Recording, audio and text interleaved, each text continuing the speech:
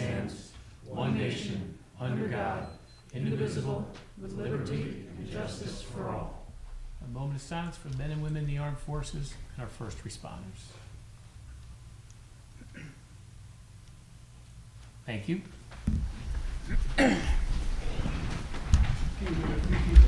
Sal? Sir, Ms. Mike Sanello. Tom's calling in a second.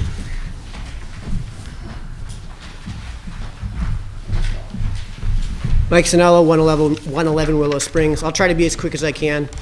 So I'm going to refer you guys to the last thing on the agenda tonight, which may have gotten overlooked by a lot of people. I noticed that there's a lot of people here from zoning who will hopefully speak towards that matter, and hopefully will offer the opinion of the zoning board and what the rationale was for their decisions and why you have this decision right before you today. The reason I'm actually speaking is because I'm one of the only people that actually showed up to those meetings and spoke in a manner that spoke on behalf of this item. What's before you is an opt-out from a state change in a state policy that would be an imposition upon the existing ordinances of our existing zoning ordinances. Excuse me. So we have our zoning ordinance process here for a reason in New Milford. It's a significantly more arduous process than simply opting out of a default acceptance of a position, and quite frankly, the position of the zoning board that was, well, I won't speak for them.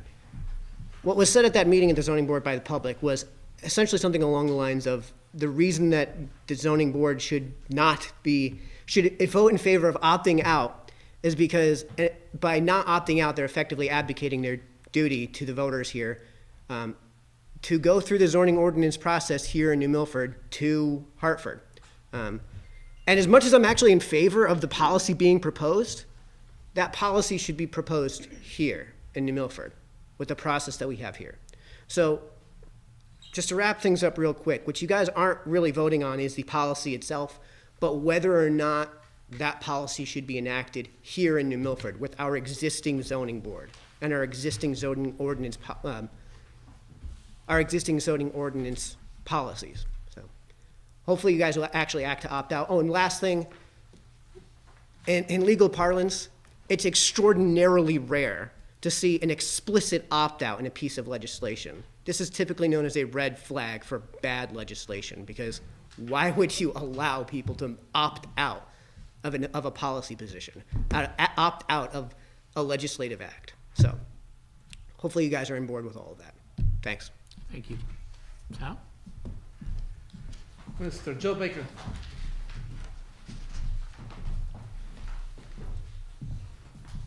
Hello, my name's Joe Baker. I live at 14 Maplewood Drive.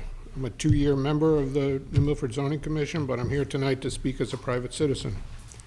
Thanks to the Town Council for giving me this time. I'd like to address the issues involved in opting out of the state statute on in-law apartments, also known as accessory dwelling units. Tonight you will hear about a desire to maintain local control of zoning. This is ironic in the extreme in regards to zoning.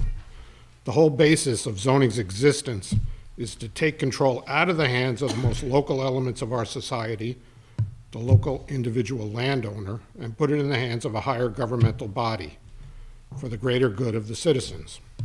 This is all well and good until that same greater good is used to benefit an even bigger swath of our society by an even bigger, higher governmental body. Good for the goose, not quite seem like good for the gander in this case. In the past year, the good efforts of talented residents and respected professionals produced 3 major plans at the behest of the town. The Plan of Conservation and Development, AKA the POCD, the Long-Term Recovery Committee report, and the Town of New Milford's Affordable Housing Plan. All 3 of these reports pointed to the critical situation in New Milford where our population is continuing to age and projected to decline. They all pointed to a need to expand our housing diversity, allowing an expansion of accessory dwelling units, AKA ADUs or in-law apartments, is well recognized as a way to move toward this goal and was recognized as such by the state in the recent legislation. The Plan of Conservation and Development discusses that the town's population is declining, the average age is increasing, resulting in more seniors, fewer school-age children, fewer young adults. This trend, which would ultimately result in severe economic decline in New Milford, is projected to continue. However, based upon future town actions, this trend could change. The Long-Term Recovery Committee states, New Milford requires more affordable, higher density housing stock to serve both the projected aging population and the young people and families looking for first places to live and employment in the area. The report also notes that around 30% of New Milford residents are cost burdened by housing. That means they need to spend over 30% of all their income on housing, and 12% of us need to spend over 50%. This is difficult in the extreme for most people. The Town of New Milford's Affordable Housing Plan notes accessory apartments are simple, low-cost, low-risk approach to providing greater density in housing and more rental units and more affordable housing options without impacting the character of neighborhoods or communities. We stand here tonight at a crossroads. We can choose the path where barriers are torn down to help those who need a hand in the struggle to find affordable housing, both our seniors and our young families, or we could stay on the path where obstacles remain entrenched solely for partisan reasons. I join with others to call for a public hearing on this matter so the people of New Milford can let their voices be heard on this important topic. Thank you for the opportunity to be heard, and I hope that same opportunity can be afforded to all the residents of New Milford. Thank you. Thank you. Ms. Adrienne? Good evening, Adriana Riccio, 72 Chernisky Road. This is Exhibit A, tape measure. I'll get to that in a second. You all should have received by now the letter from Chernisky Road residents as well as Sawyer Hill residents. 37 people signed on objecting to Mayor Bass violating the scenic road ordinance, trying to widen our road, widen our bridge, not listening to the residents, not following the ordinance.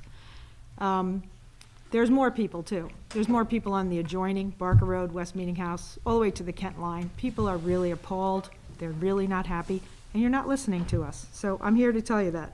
Nobody wants the bridge to be widened. We're tired of the speed. We're tired of the heavy trucks. It's not just us. I looked at your traffic authority minutes. Everybody in town complains about the speed on their roads. They complain about the trucks. More and more of them are trying to get a no-through truck sign, which can only be gotten if the road is within the town, which is why we can't get that on our road, because it goes from Washington through New Milford and on to Kent. I've spoken to people in other towns, other DPWs, other first selectmen, all the area towns. They're appalled. They really are. They said, why don't they listen to you? Why aren't they listening to the residents? That's a problem, because you're supposed to represent everyone in town, not just people who vote for you, everyone. Everyone wants the scenic road ordinance followed. And also, the scenic road committee that was supposedly going to be formed, circumventing a committee for each road, that seems to appear, it appears to violate the scenic road ordinance. That's another thing. Why are you trying to circumvent the ordinance? That was put into place years ago so that those roads, 27 of them at least, they would be preserved and not destroyed like Route 7 has become in other areas of town. People like that. They like having the scenic areas in town. It's not just the people who live there, it's people who get to enjoy those areas, including the land trusts, everyone else. Another question, that's why I have this. I measured the road myself, right in front of the bridge that's closed for over a year now. It's only 18 feet 9 inches. So why was the bridge design that was submitted as far back as 2018 going to be 24 feet wide? Why? What's the point of that? The bridge, 18 feet, well, the bridge is 17 feet. The road is 18 feet, 9 inches. And I measured all the way along the road, from the bridge all the way to Squire Hill Road. There's no place on that road that's wider than 20 feet, no place. So that's something you should really consider. We want to know why. And I'm not going to be the only one here. Sooner or later, you're going to have more than 30 people showing up to ask you the same question. The other thing I found out by talking to the state Department of Transportation, that if you take state grant money to repair the bridge, you can negotiate over those AASHTO rules that are always being thrown in our face. You can push back And our DPW can do that very easily. If they're on our side, they can say, well, you know, the residents don't want it to be quite that wide. The residents don't want two culvert design. They want three-sided. That's what Deep wants. All those things are negotiable. But we have not yet heard anyone say that to us, except the state has told me that. And the state said the same thing. Why aren't they listening to the residents?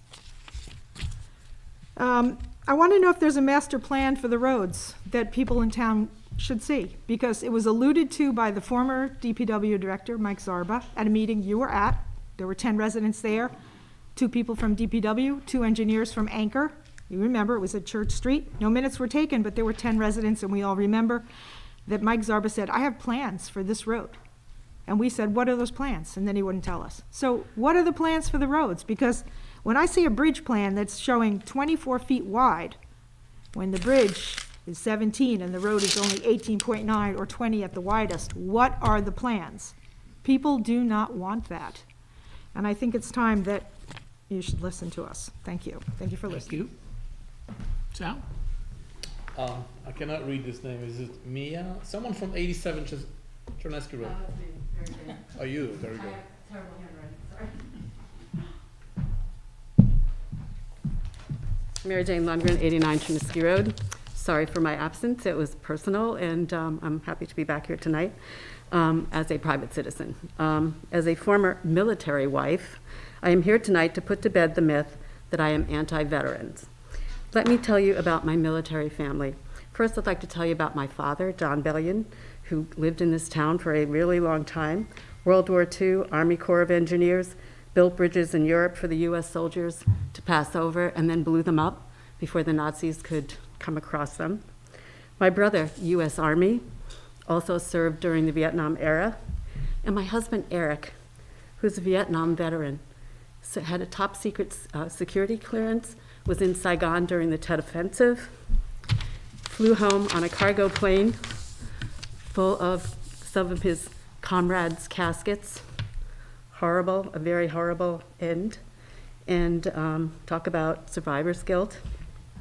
So I want to just say, I feel like I've heard that I've been vilified, that I do not like veterans, and I do not like military, and I wanted to put that to bed. I am grateful to our military and veterans for preserving our democracy and our Constitution, our freedom of speech, freedom of press, and all the wonderful freedoms that we enjoy in this country.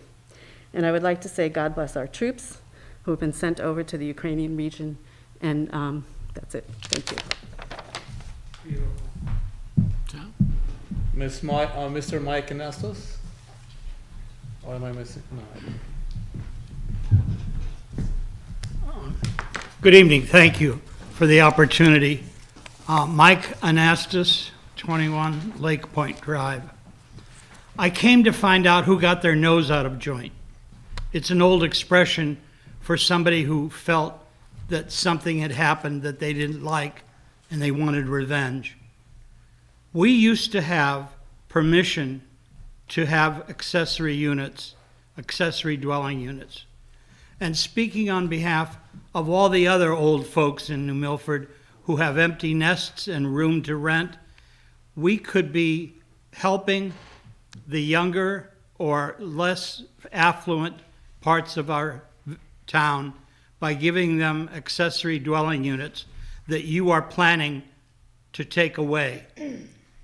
We used to have them, then the state said, you got to do it, and somebody here in New Milford said, you can't tell us what to do, we'll just take it away. At least that's the way it seems. I may have characterized it in a snotty way, but it sure does seem like a snotty thing to do. Let us have our accessory units. Let young people live here in a place they can afford, of which there are too few. And let the senior citizens enjoy the income from an accessory unit if they happen to have one. That was part one. Part two is the pain that these veterans have felt over a misunderstanding. I think everybody thinks that New Milford should offer veterans equal opportunity whenever there's a job opening, but not exclusively. And I think there was a misunderstanding that's been manipulated politically, And I feel very sorry for the feeling of the veterans whom we respect and admire. And I want them to know that all of us are grateful for their service and have in no way meant to harm their heads. Thank you. Thank you. I don't have anybody more. Okay. Thank you. Katie? Okay, Mayor, I'd like to suspend the rules to move item number 9 up to make it item 3D and E. Okay. Do I have a second? Any discussion on moving up item 9? All those in favor? Aye. Opposed? Thank you. I'd also like to suspend the rules to add item 4D under appointments and reappointments. Second. It's just for the Board of Finance, it just was left off in error. Tom, that was you? Yep. Okay. Any discussion on adding? All those in favor? Aye. Opposed? Aye. Any abstentions? Okay. Thank you. Thank you.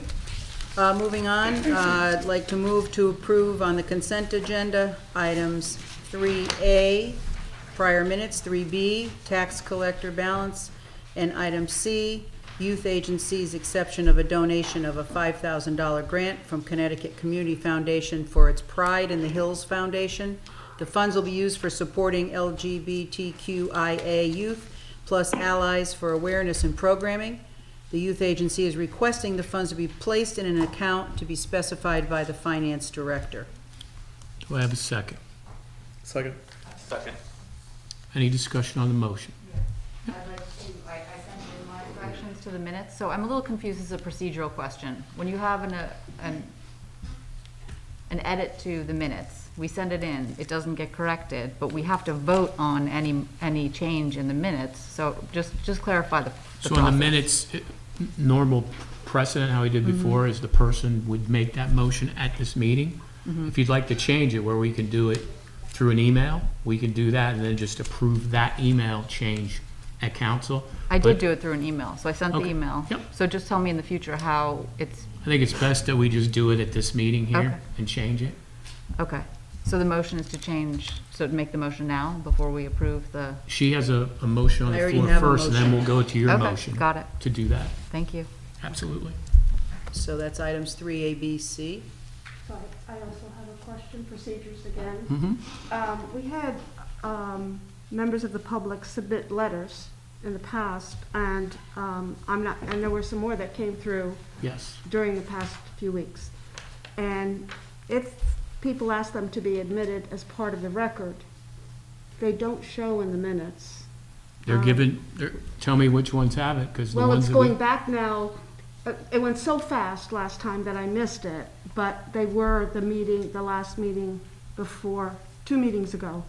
You listed, the names of the people who wrote the letters are in the minutes, but the letters themselves are not. And if people ask them to be part of the record, I think they have to be part of it, right?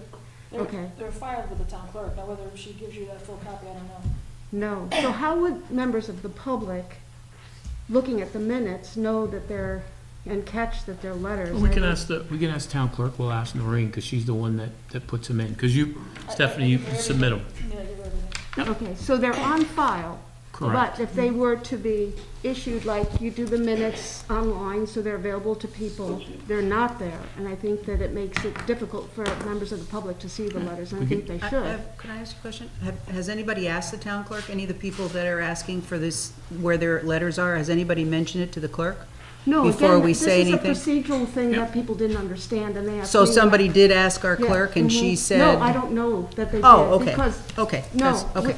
that's why I'm asking tonight. I so would that say we it's can get probably this- just an omission of the copy. Okay, but- just to make sure that when people do ask that they be part of the record, that they actually are part of the record and not, it's too deep of a dig to find them, I think, and people miss some of the things that are said. Well, I know, Stephanie, you submit them for the record, and the record goes to the town clerk.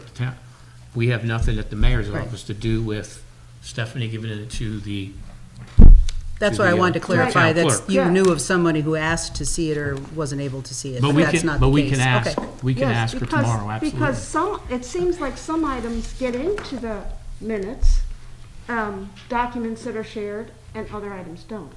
Yeah, we can So ask just her. to be We'll ask her. consistent, that's all. If they're shared here, whether public participation or they go right in the whole packet. The whole packet goes to the town clerk. I don't keep any of it. I don't want it. No, I'm not saying that you do, but then, Okay, so we'll check with the clerk. Yep, yeah, that's absolutely. all. I just want to Good. make sure people can see what was Absolutely. actually submitted. So do we want them to see. Right.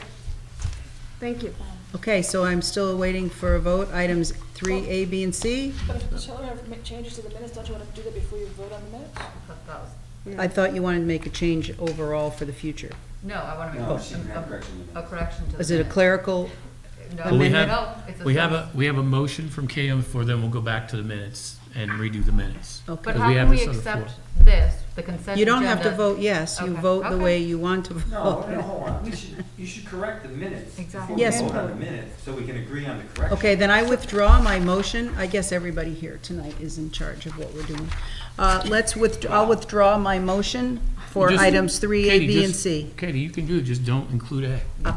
No, let's do this all together. This Okay. is what a consent agenda is for, to shorten the process. That's why it's called So, that. So I withdraw. Can you, Sal, you gonna Make withdraw your- second? I yeah, withdraw the would you- second. Thanks, Sal. Thank you. Hillary, can you change your, can you make your motion with your Sure, I'd like to make a amendments? motion to change the minutes. In what way? On page 12, it says, Ms. Ram asked about the revenue loss and ARPA money. I didn't. I asked if we did not have a revenue loss, can we use that for capital funds? So I wasn't asking about the revenue loss. I was saying, if we do not have a revenue loss, can we still use for capital funds? Got it? Yes, I remember you saying Okay, thank you. You're welcome. Okay, Katie? that. Okay. I'd like to make a motion to accept consent agenda items 3A as amended. Clerical mistake there. 3B and 3C. Second. Okay. Yeah? Any discussion on the consent agenda? All those in favor? Aye. Opposed? Any abstentions? Like to move to approve the items 3D and E, which are the zoning items that were moved up from number 9. You all have item number 9, zoning, which we voted to If move we up. could have Bill and Laura come up to Right. stand? Was that Chris or Tom that seconded that? It was Tom. Chris. Oh, We Chris, already, sorry. we already voted to put it in there, so is that Tom who voted to approve? Well, I just, you made a motion. I made a motion, Mike, and that was Tom who said second. Thank you. And we have our zoning chairman, Bill Taylor, here to talk about the opting out provisions PA 2129 and provisions CGS Section 8-2D, number 9, and PA 2129, Section 4. Chairman? Sir, Bill Taylor, on 76 Taylor Road, Chairman, New Milford Zoning Commission. Mr. Mayor, Town Council, Attorney Tower, veterans, thank you. After listening to the previous speakers, and I had already decided to do this, but I'm going to go a little bit more in depth than I was going to before, let me kind of set the stage about what our regulations say and what they do not say, and what affordable housing means and what it does not mean. Since I've been on zoning, this is my 16th year, actually going into my 17th, I guess, after the re-election. We have always had an accessory apartment regulation on our books, specifically designed, and what its intent is to provide our citizens that are 55 years and older with two options. If they own their own home, they can put an accessory apartment in there. Not an issue. If their kids own the home and they're over 55, they can put an apartment in there for their parents to live in, so that the parents are taken care of by their family, not an assisted living location. That was the intent, and has been the intent, of the accessory apartment regulation of zoning since I joined back in 2005. It has never deviated. In those 16 years, we have never denied an accessory apartment application. Not one time. There's been some really rambunctious public hearings about them. You bet. screaming on both sides, people that wanted and people that did not. Same neighborhood, neighbors, that's okay. We've always established in zoning, you want to come and talk. Tell us what you think, please. And we accept that. We weigh those decisions, but we weigh them against the rule of law, against our regulations, first and foremost, period. We do not deviate from that, and we make that incredibly clear to our applicants. We may not like you, we may like you, we don't care. Does your application and the use of the land meet our regulations, yes or no? That defines our vote. I would say probably 98, 99% of our votes are unanimous, because we do follow the rule of law, period. Accessory apartments are one part of the housing equation inside of New Milford. They are not affordable housing units. They are not counted by the state as affordable housing. Affordable housing requires a 40-year deed restriction, whether it be an apartment or whether it be a single-family dwelling. That's state law. It's been there since, I want to say 1988, but I'm not sure the exact year. It's in the late 80s when it came to fruition, I believe.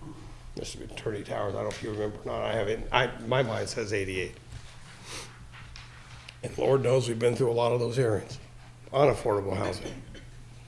The biggest tenet of affordable housing and why it is so popular with developers is that all zoning regulations and safety are thrown out the window. They no longer apply. So what does that do? It allows developers to develop developments of apartments, multifamily dwellings on land that they normally would not be able to do so on. Because the zoning regulations, what I mean by that, setbacks, curb cuts, they're all gone. They don't count anymore. They can butt right up against the neighbor's property. No issue. That's what affordable housing is. That's reality. You can call it whatever you want. That's reality. That's how it works. In the town of New Milford, we currently have 23, I can read it right, take off my glasses, 23 affordable housing units currently under construction.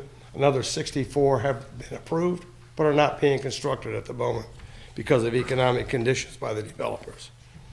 Going further than that, our current housing stock, we have a total of 463 apartments in the pipeline. The vast majority of those, well over 300, are not being developed at this time. That's an economic condition by the developers and their wish for IRR, internal return on investment. Bank loans have been historically low interest rates, down in the 1-2%, even for businesses, sometimes 3%. They're not going to get any better. Fact is, if the developers are saying the housing market is not sufficient, if it was, they'd build it. Or if they could get the rents they wanted, they'd build it. Fact is, we have well over 350-ish that are not being built. Therein lies the status of the housing units inside of New Milford from the zoning data that we have and our regulations that enforce it. The opt-out provision that we're being here to discuss tonight is not to eliminate the accessory apartment regulations. Absolutely not. Within that law, there were actions that the zoning commission needs to take to be in compliance with court orders. We will do so. However, we held that in abeyance once this law came out to decide whether the town of New Milford would opt out or not. If you opt out, if we opt out as a town, the answer is we will modify our affordable accessory apartment regulations to comply with the court orders that were issued.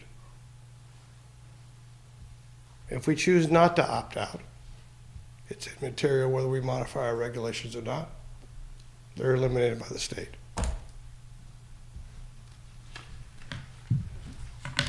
So that's the decision before the town council. Pursuant to this, opt-out of provision of PA 21-29, section 6A to D regarding allowances for accessory apartments and accessible dwelling units, accessory development units.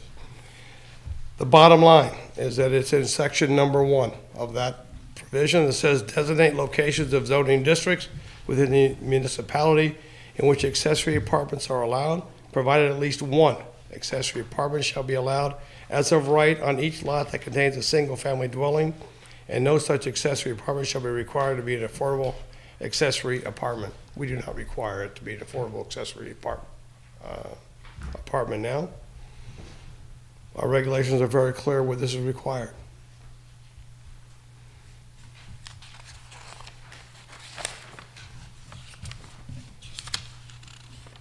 Just want to get down to the right section, please. The matter of right is what the zoning commission objected to pretty heavily. Single-family dwellings can go from R5, a very small lot, up to R80, and include the B1 zone, one of our business zones. Can have a house in it, a dwelling in it. We objected to the as of right. Why?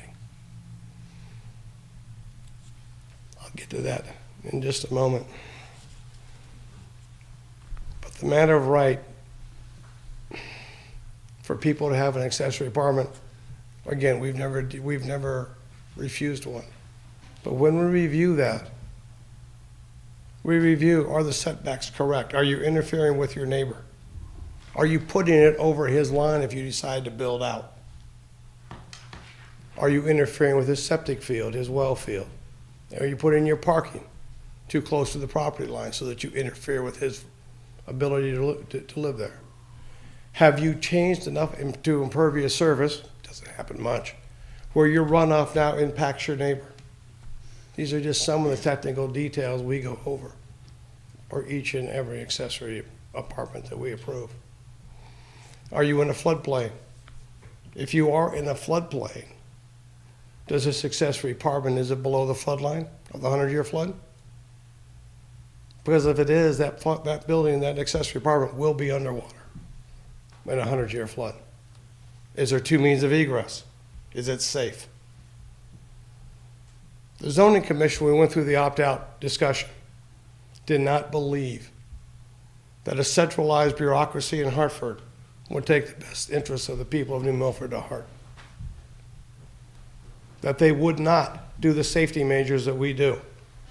We've had people come into our meetings who normally don't show up there, and they are startled by the technical detail in which this commission, and I'm very proud of them, by the way.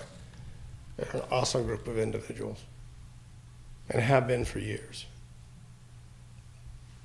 of what we put ourselves through, what we put the applicants through to make sure we are safe and it meets the regulations. So when we went through opt-out, we asked ourselves, does this make sense? Does it make sense to give up local control of these items, of these safety features? And the short answer was no. A supermajority of the zoning commission said no. We prefer to keep it here. I'm listening to the public participation this evening, and I will tell you that we had 3 public meetings on this, on the opt-out provision of this law. October 26th and the 2 in November. Be the 22nd, and take out 14 days out of that, it must be around the 8th. There was more public participation tonight than showed up in 3 meetings of the zoning commission. Just about the same evenly split, by the way. In our meetings, we had 3 or 4 people speak. I would say 3 to 1 in favor of opting out.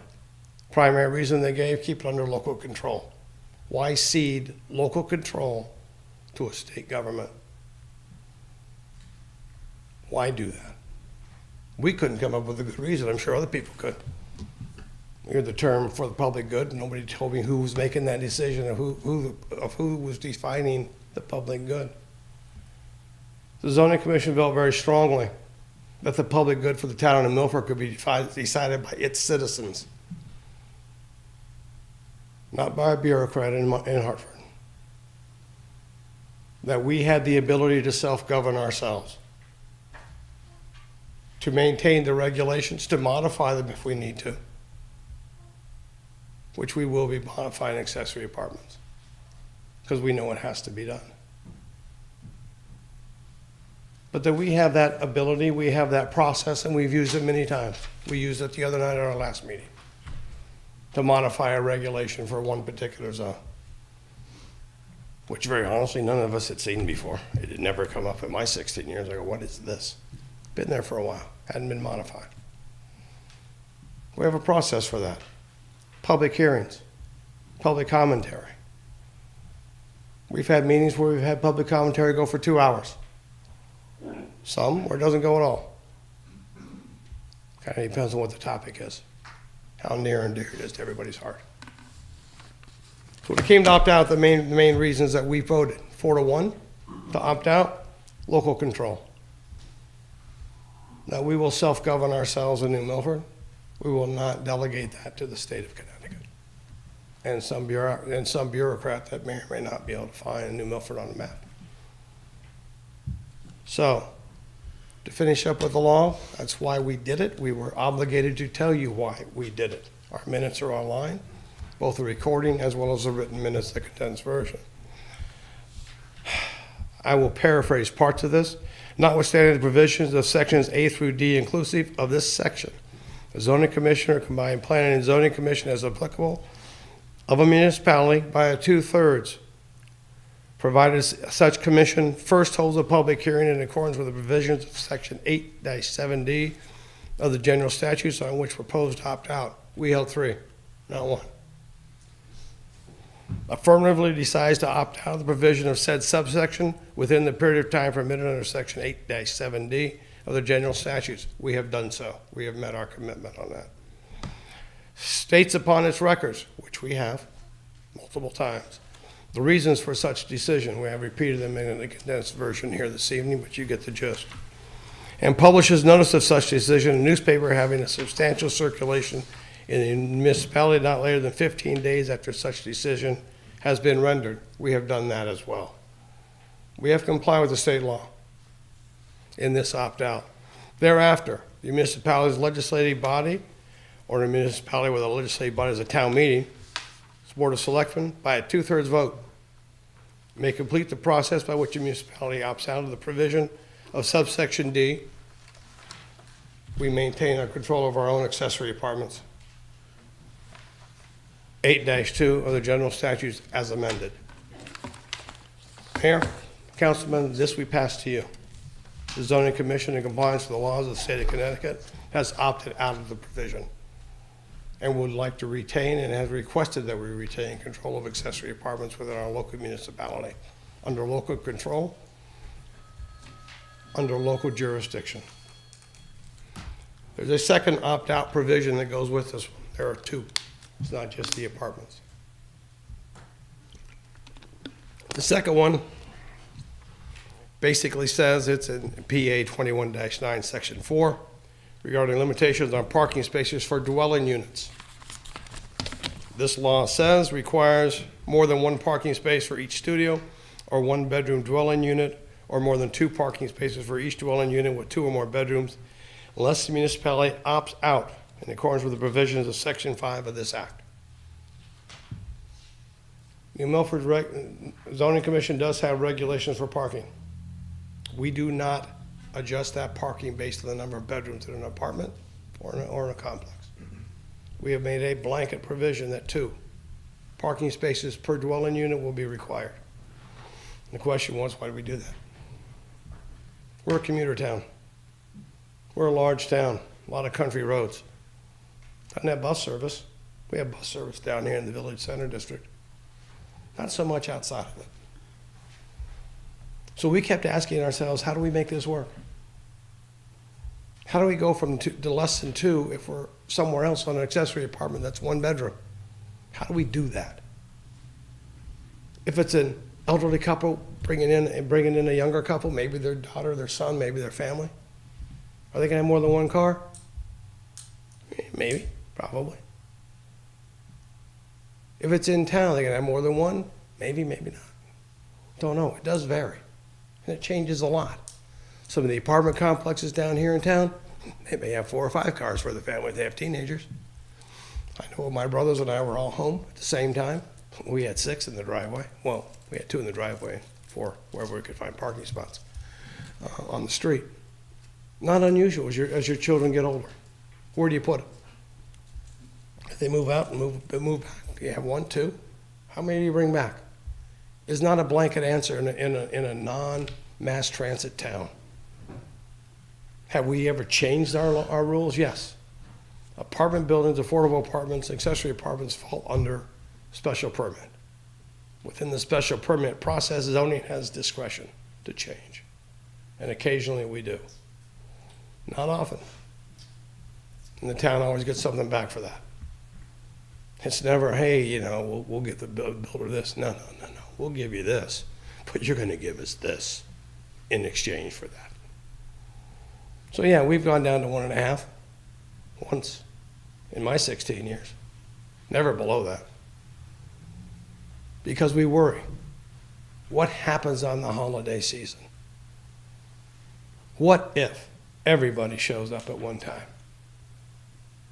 What if it's a really nasty snowstorm afterwards and they're stuck?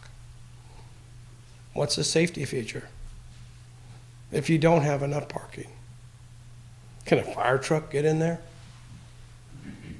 Can emergency personnel get into with cars scattered all over the place? Certainly that's not something the zoning commission wanted to see. We can't police it. We have minimal enforcement capabilities. But we cannot see how that benefits the town. Now, along with the accessory apartment regulations, we will be revisiting our parking regulations to revisit and have a public hearing on it. We're very concerned about them. People are concerned about parking in the downtown area, in the village center district. On fair days, there's never enough parking around. It's difficult. People need to realize the vast majority of parking in the village center district is private. We did that study a while ago. Something like 2/3 is private. It's not public. That's a problem if you're trying to be a public entity. So, let me just finish up. That was our primary reasons for opting out. And they are on the record, they are on our zoning minutes as well as on our recordings of our meetings.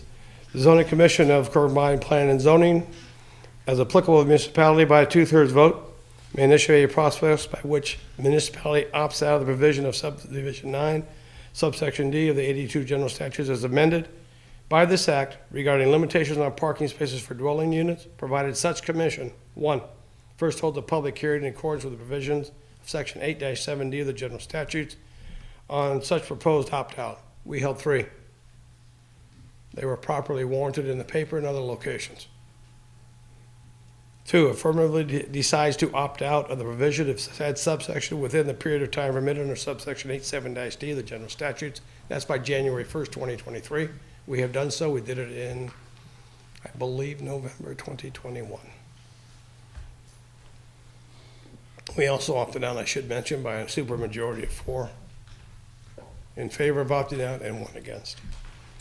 States upon its records the reason for such decision. We have done so. It is both recorded and in digital recording, as well as in paper copy of the minutes. Publishes notice of such decision, newspaper having a substantial circulation in the municipality, not later than 15 days after rendering the decision. We have done that as well. Therefore, thereafter, the municipality legislative body, or municipality where the legislative body is a town meeting, its board of selectmen, by a 2/3 vote, may complete the process by which such municipality opt-outs of the provision of subsection D of section 8.8-2 of the general statute as amended by this act. By presenting here tonight, we formally pass this to you, the town council. Or by a 2/3 vote, you could opt out. Anything less than that, we stay in. It's very simple. It's very black and white. Are there any questions? Katie? So just to sum up, and thank you very much, Bill, you explained everything very well, and we do appreciate you and Laura and the zoning commission, believe me. So the simple question is, on both of these items, opting out would not change anything that our zoning commission does when these 2 items come up. You're not going to start handling them any differently. No, ma'am. If we do opt out, I mean, if we don't opt out, then you will have your hands tied and things will change. Beginning January 1st, 2023. That's right. Okay, good. Thank you. You bet. Hillary? So in section section 4, 8 through 2, so if an ADU goes through, if this passes and an ADU gets put through, you still have control over everything you had other than the public hearing, isn't that right? So through section. No, that's not true. Section 4, 8 through 2 is all of the But controls. when it says a matter of right, understand what a matter of right means. Right, yes. Do you? So it's approved, but so it doesn't have a public hearing, but you still have all of these, like I said, 8 through 2, section 4, 8 through 2. Yeah, and if you read them very closely, they're not tied to much. Okay, but so They don't say things like, meet your setbacks, make sure your septic is appropriate. They talk about wetlands. They talk about a few other things.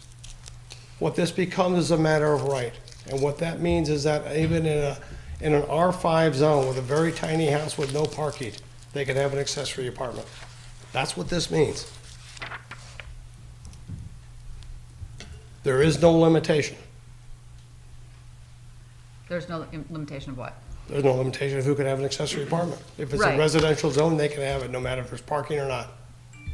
Except the parking regulation saying it has to have at least one parking spot Yes, per so we- ADU, one bedroom or studio. If it's a 2-bedroom ADU, they have to have 2 parking spots. Our current regulations require two.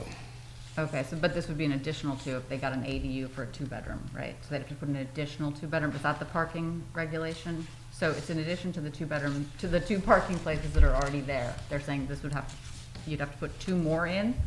No, if we put an accessory apartment in now, we require 2 additional parking spaces beyond what the home dwelling already has. If it has a 2-car garage with 2 cars, then it needs 2 more spaces that are delineated, roughly 9 by 20 feet each. That's a parking space. That's what that means. Now, if you go down to 1, if we don't opt out or we change our regulations, the answer is that changes. So the zoning, what I'm saying is the zoning board still has a lot of control over what happens. No, the There's zoning a commission whole has none. section in here that tells you all of the controls. zoning that commission come will have none. Really, it's the public hearing. is The taken away. zoning commission will have none. As a matter of right, it does not come before the commission. It stays with staff. Okay, so I guess when I'm reading this, has anyone else read it? It doesn't seem to make any sense. So, zoning regulations, you'll be assigned, you lessen congestion, secure safety from fire, you still have all the same safety regulations, water, sewer, the same things are all in here that you currently have. So it's really taking away, it's as of right, meaning they don't have to apply for it, Yes, but they you do. still have regulation over how it is done. No, we do not. The state does. This is We do saying, not. this is saying the municipal, let's just turn to it. So is this an unfunded tax mandate that we still do all the work, but we have no control? I'll ask that question. So it's page 4, section 4. The zoning commission of each city, town, or borough is authorized to regulate within the limits of such municipality. The height, number of stories, size of buildings, structures, it goes on and on into safety. So you're still given total control over how it's I object to the executed. word total.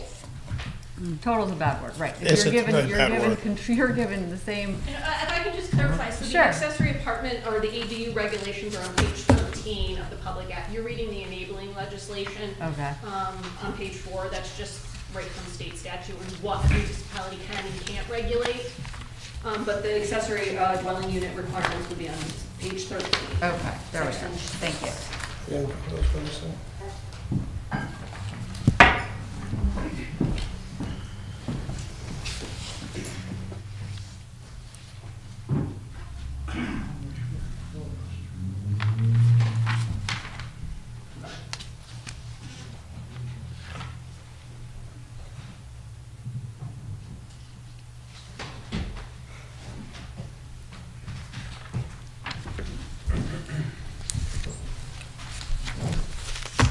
Does anybody have any other questions for our chairman? I would like to make a comment Chris? whenever possible. Yep.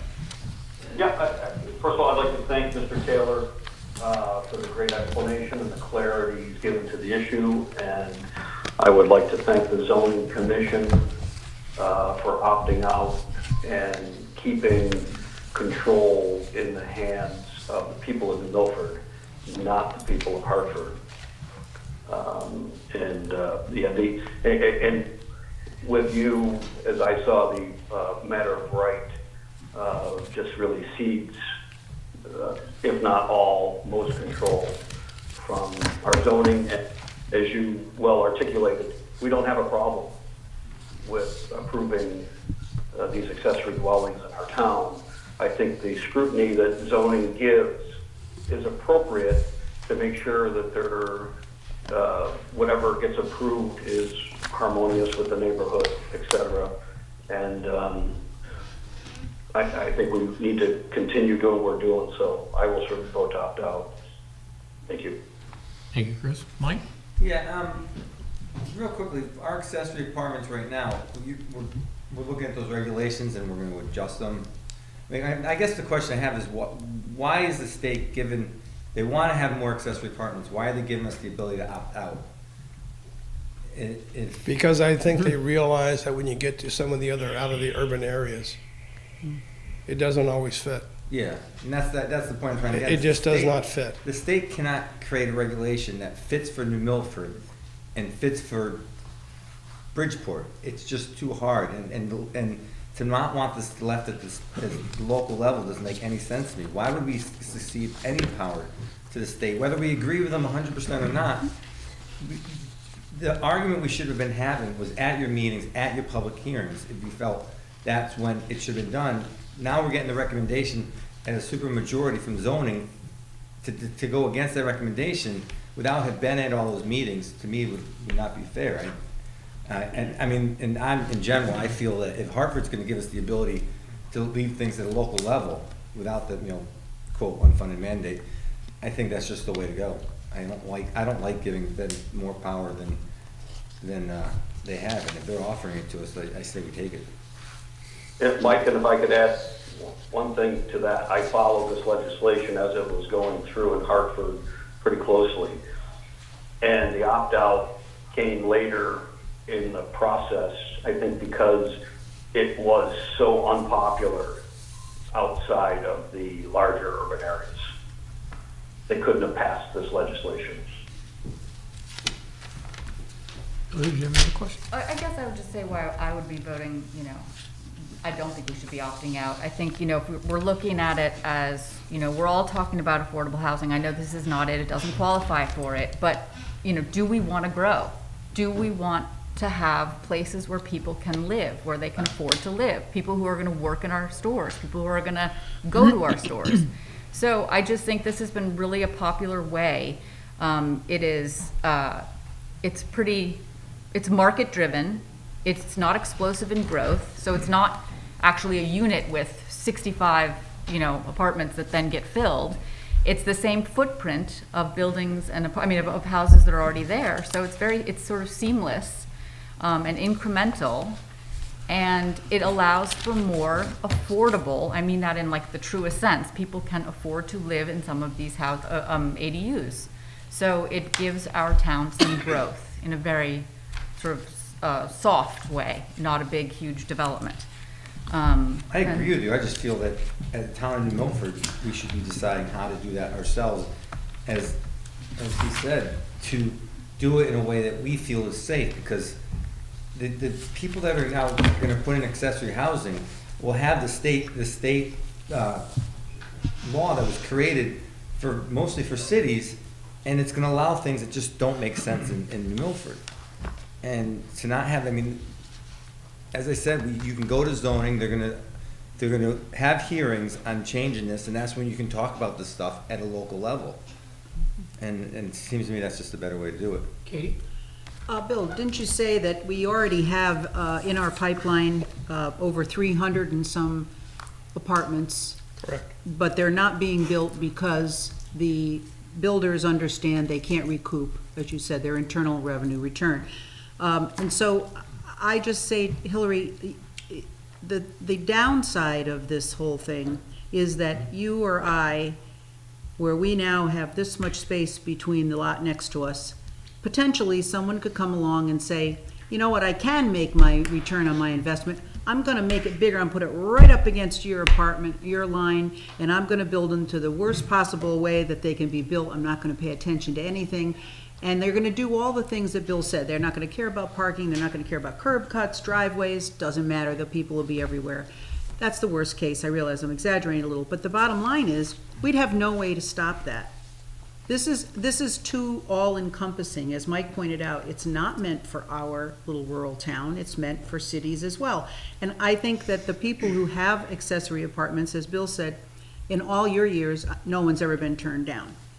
You are able to sit at a meeting and talk about what's going on, whereas if this goes through, you're not gonna be able to talk to anybody but keep writing letters to Hartford.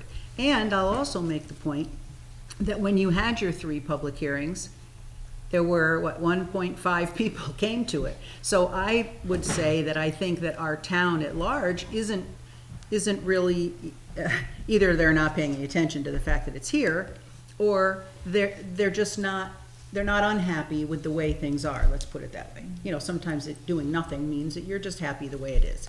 So I am not in favor of doing this. I would opt out. I don't think we want to lose control of something that's been working for many years. It won't stop me or Mike Anastas or anybody or having their children or grandchildren come and stay in the house and take care of me. I want that. I don't want somebody to say, oh, maybe we'll let you do that. Well, And by the way, there's a house of 5 stories next door, right up against your property line, and that's why your well is now contaminated. Because that can happen. To go along with Katie's point too, they have not turned any down, but they've adjusted many. Where the person To make it possible. Yeah, the person Yes, comes right. before you and says, I want accessory Right. apartment, this is what I want to do. The neighbor comes in and says, but you're gonna do this to me and this to me, and you guys, as a board, which is members of the community, take what the person wants to do, take the neighbor's concerns, takes the town's concerns, and come up with a way that they can do that accessory apartment that fits into Milford. That's compromise, which you won't have if somebody else in Hartford is telling us what we have to do. Yeah. Exactly. Thank you. Thank you very much for the presentation.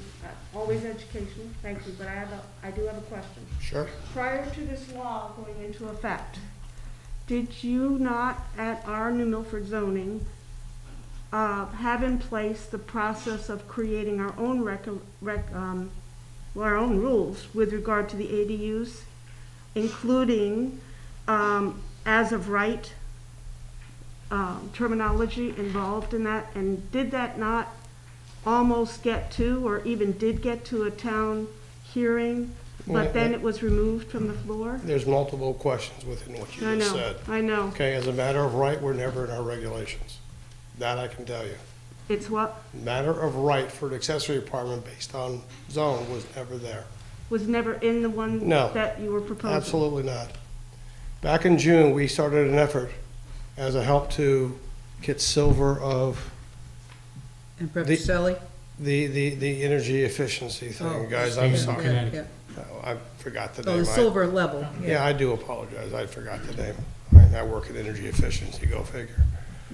Anyways, we had at that point in time rewritten our entire our accessory apartment regulation. We brought in the entire court cases. We made sure we were compliant across the board with court, and we adjusted certain things that we were not allowed to do. It was coming up to a public hearing. This law came out in late, we had scheduled it for August. Our only meeting in August is early August. And we had scheduled the meeting sometime in July. Sometime in late July, early August, the state came out with this rendition of what it meant and what the opt-out was and how it worked. At that point in time, I, as chair, my vice chairman, Charlie Bogey, and the CEO had a conference call. And we talked.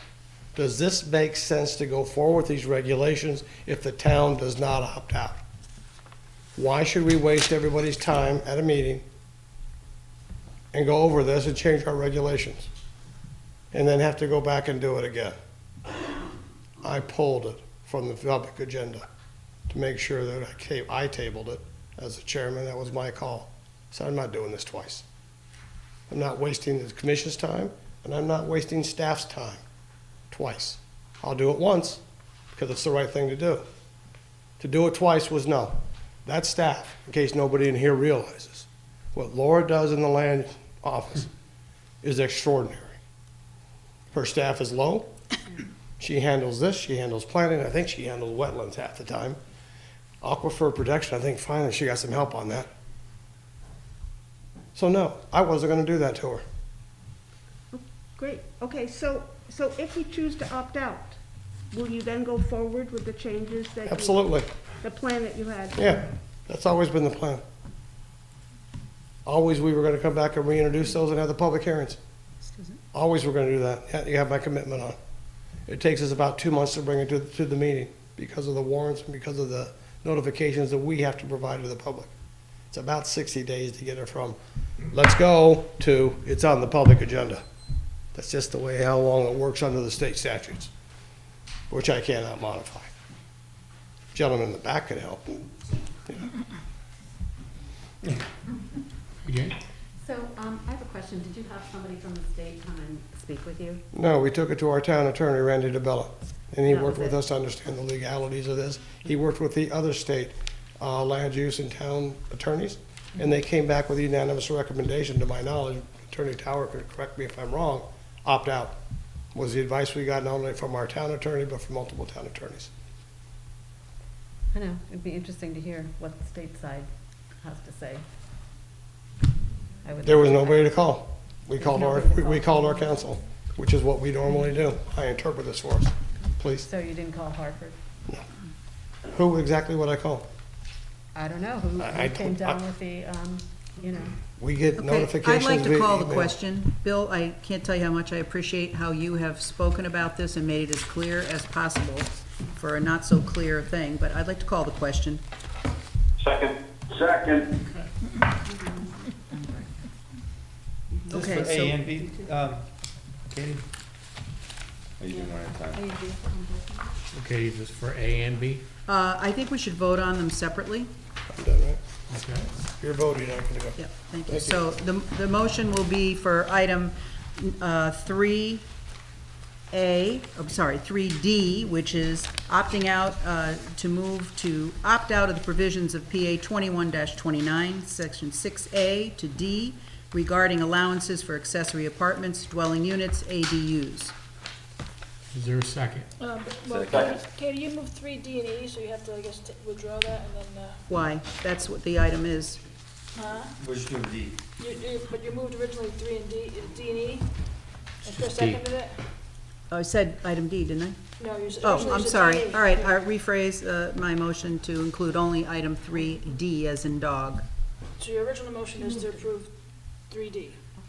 Then she's gonna do Yes. the next one. Okay, but you have a motion on the table for 3D. And let I'm me- sorry, and let me what? be clear, this The original is motion to opt before out. Tom spoke. I Was can't, was 3D and E, originally, you moved to approve 3D and E. So do you want to withdraw that and then do your separate motions? yes. Okay.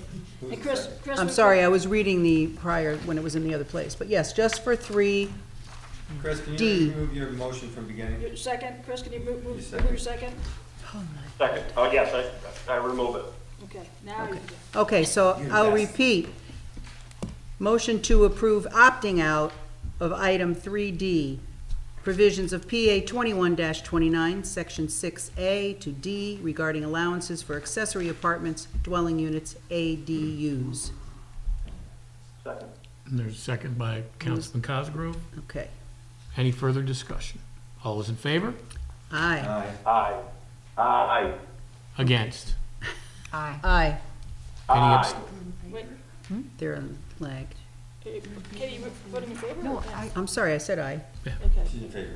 1, 2, 3. Show of hands, aye. Put There's your hands five up, ayes. let our secretary see it. Right? Four up top. Opting out.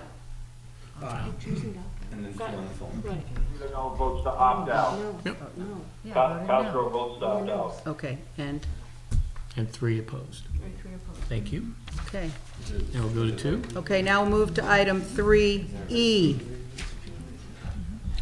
Item 3E, I move that we opt out of the provisions of Connecticut General Statute, Section 8-2D, 9, as amended by PA 21-29, Section 4, regarding limitations on parking spaces for dwelling units. Second. Who did the Who was second? that? Was that you, Chris? Cosgrove. Yep. Any discussion on the motion? All those in favor? Aye. Aye. Aye. Aye. Opposed? Thank you. Okay, next. Move on. Okay, item number 4, I'd like to move the appointment, these are reappointments and reappointments of youth agency. There are 5 members of that. The Mariah Waters and Virginia Landgrebe, February 1st, 2022, January 31st, 2026. And these are reappointments. Reappointments, right. The Nonprofit Subcommittee, December 14th, 2021 through June 13th, 2022, Catherine Francis, Walter O'Connor, Sharon Ward. Aging, Commission on Aging, appointment of Cecilia Buck Taylor, time of February 1st, 2022 through January 31st, 2026. And these That's are item all A. reappointments. That's right, these are all reappointments, that's item 4A. Let's do that one separately. Do I have a second on the motion? Second. Any discussion? All I those in, just have a clerical, again, a question. Sure. I'm a rookie, I'm sorry. How do people find out about openings or the possibility of being placed on any of these agents? How do you, what's the process? A bunch of different ways, great question. So first, we do press releases. So the paper runs those. Also, you could see on our website that we have it, and also we put it out on our social sites for anybody that's interested. And also people, if you're talking to them and they seem to have an interest, we let them know that definitely we'd love to have volunteers on boards and commissions. Okay, great. And timeline, are there, that's printed as well, by what date Yep. they have to? So you can go right on the town website, Mhm. and you can go to the commission boards and commissions, and you can see the date, if it's vacant, and what the dates are. Right. And it'll tell you what boards and commissions have vacancies on there. So you just can look at every single board and commission and see where there's a need. So if someone went to look and saw a Absolutely. vacancy at any time, regardless of the dates, really, if it's a vacancy, it's a vacancy, and then you could fill it Absolutely. exclusively with that person? But we do have to be careful of minority representation. Yeah, So as long as we fulfill the minority representation, absolutely. great, okay, thank you. You're welcome. Okay. All right. Okay, we have a motion and a second. Any discussion? All those in favor? Aye. Opposed? Any Aye. abstentions? Thank you. Item 4B, move the following appointments for the Youth Agency Advisory Board. That'd be Cecilia Buck Taylor and Heidi Edel. I'm sorry if I mispronounced that, Heidi. February 14th, 2022 to January 31st, 2026. And also Nicholas Smith for the same youth agency. I didn't realize he doesn't have anything next to him there. Because he represents the The police police department. department, right. Same February 14, 2022 to January 31st, 2026. Any discussion? Is there a second? Second. Thanks, Mike. Any discussion? All those in favor? Aye. Opposed? Aye. Any abstentions? Thank you. Okay, item 4C, this would be appointment of a temporary committee, the Library Modernization and Construction Committee 3.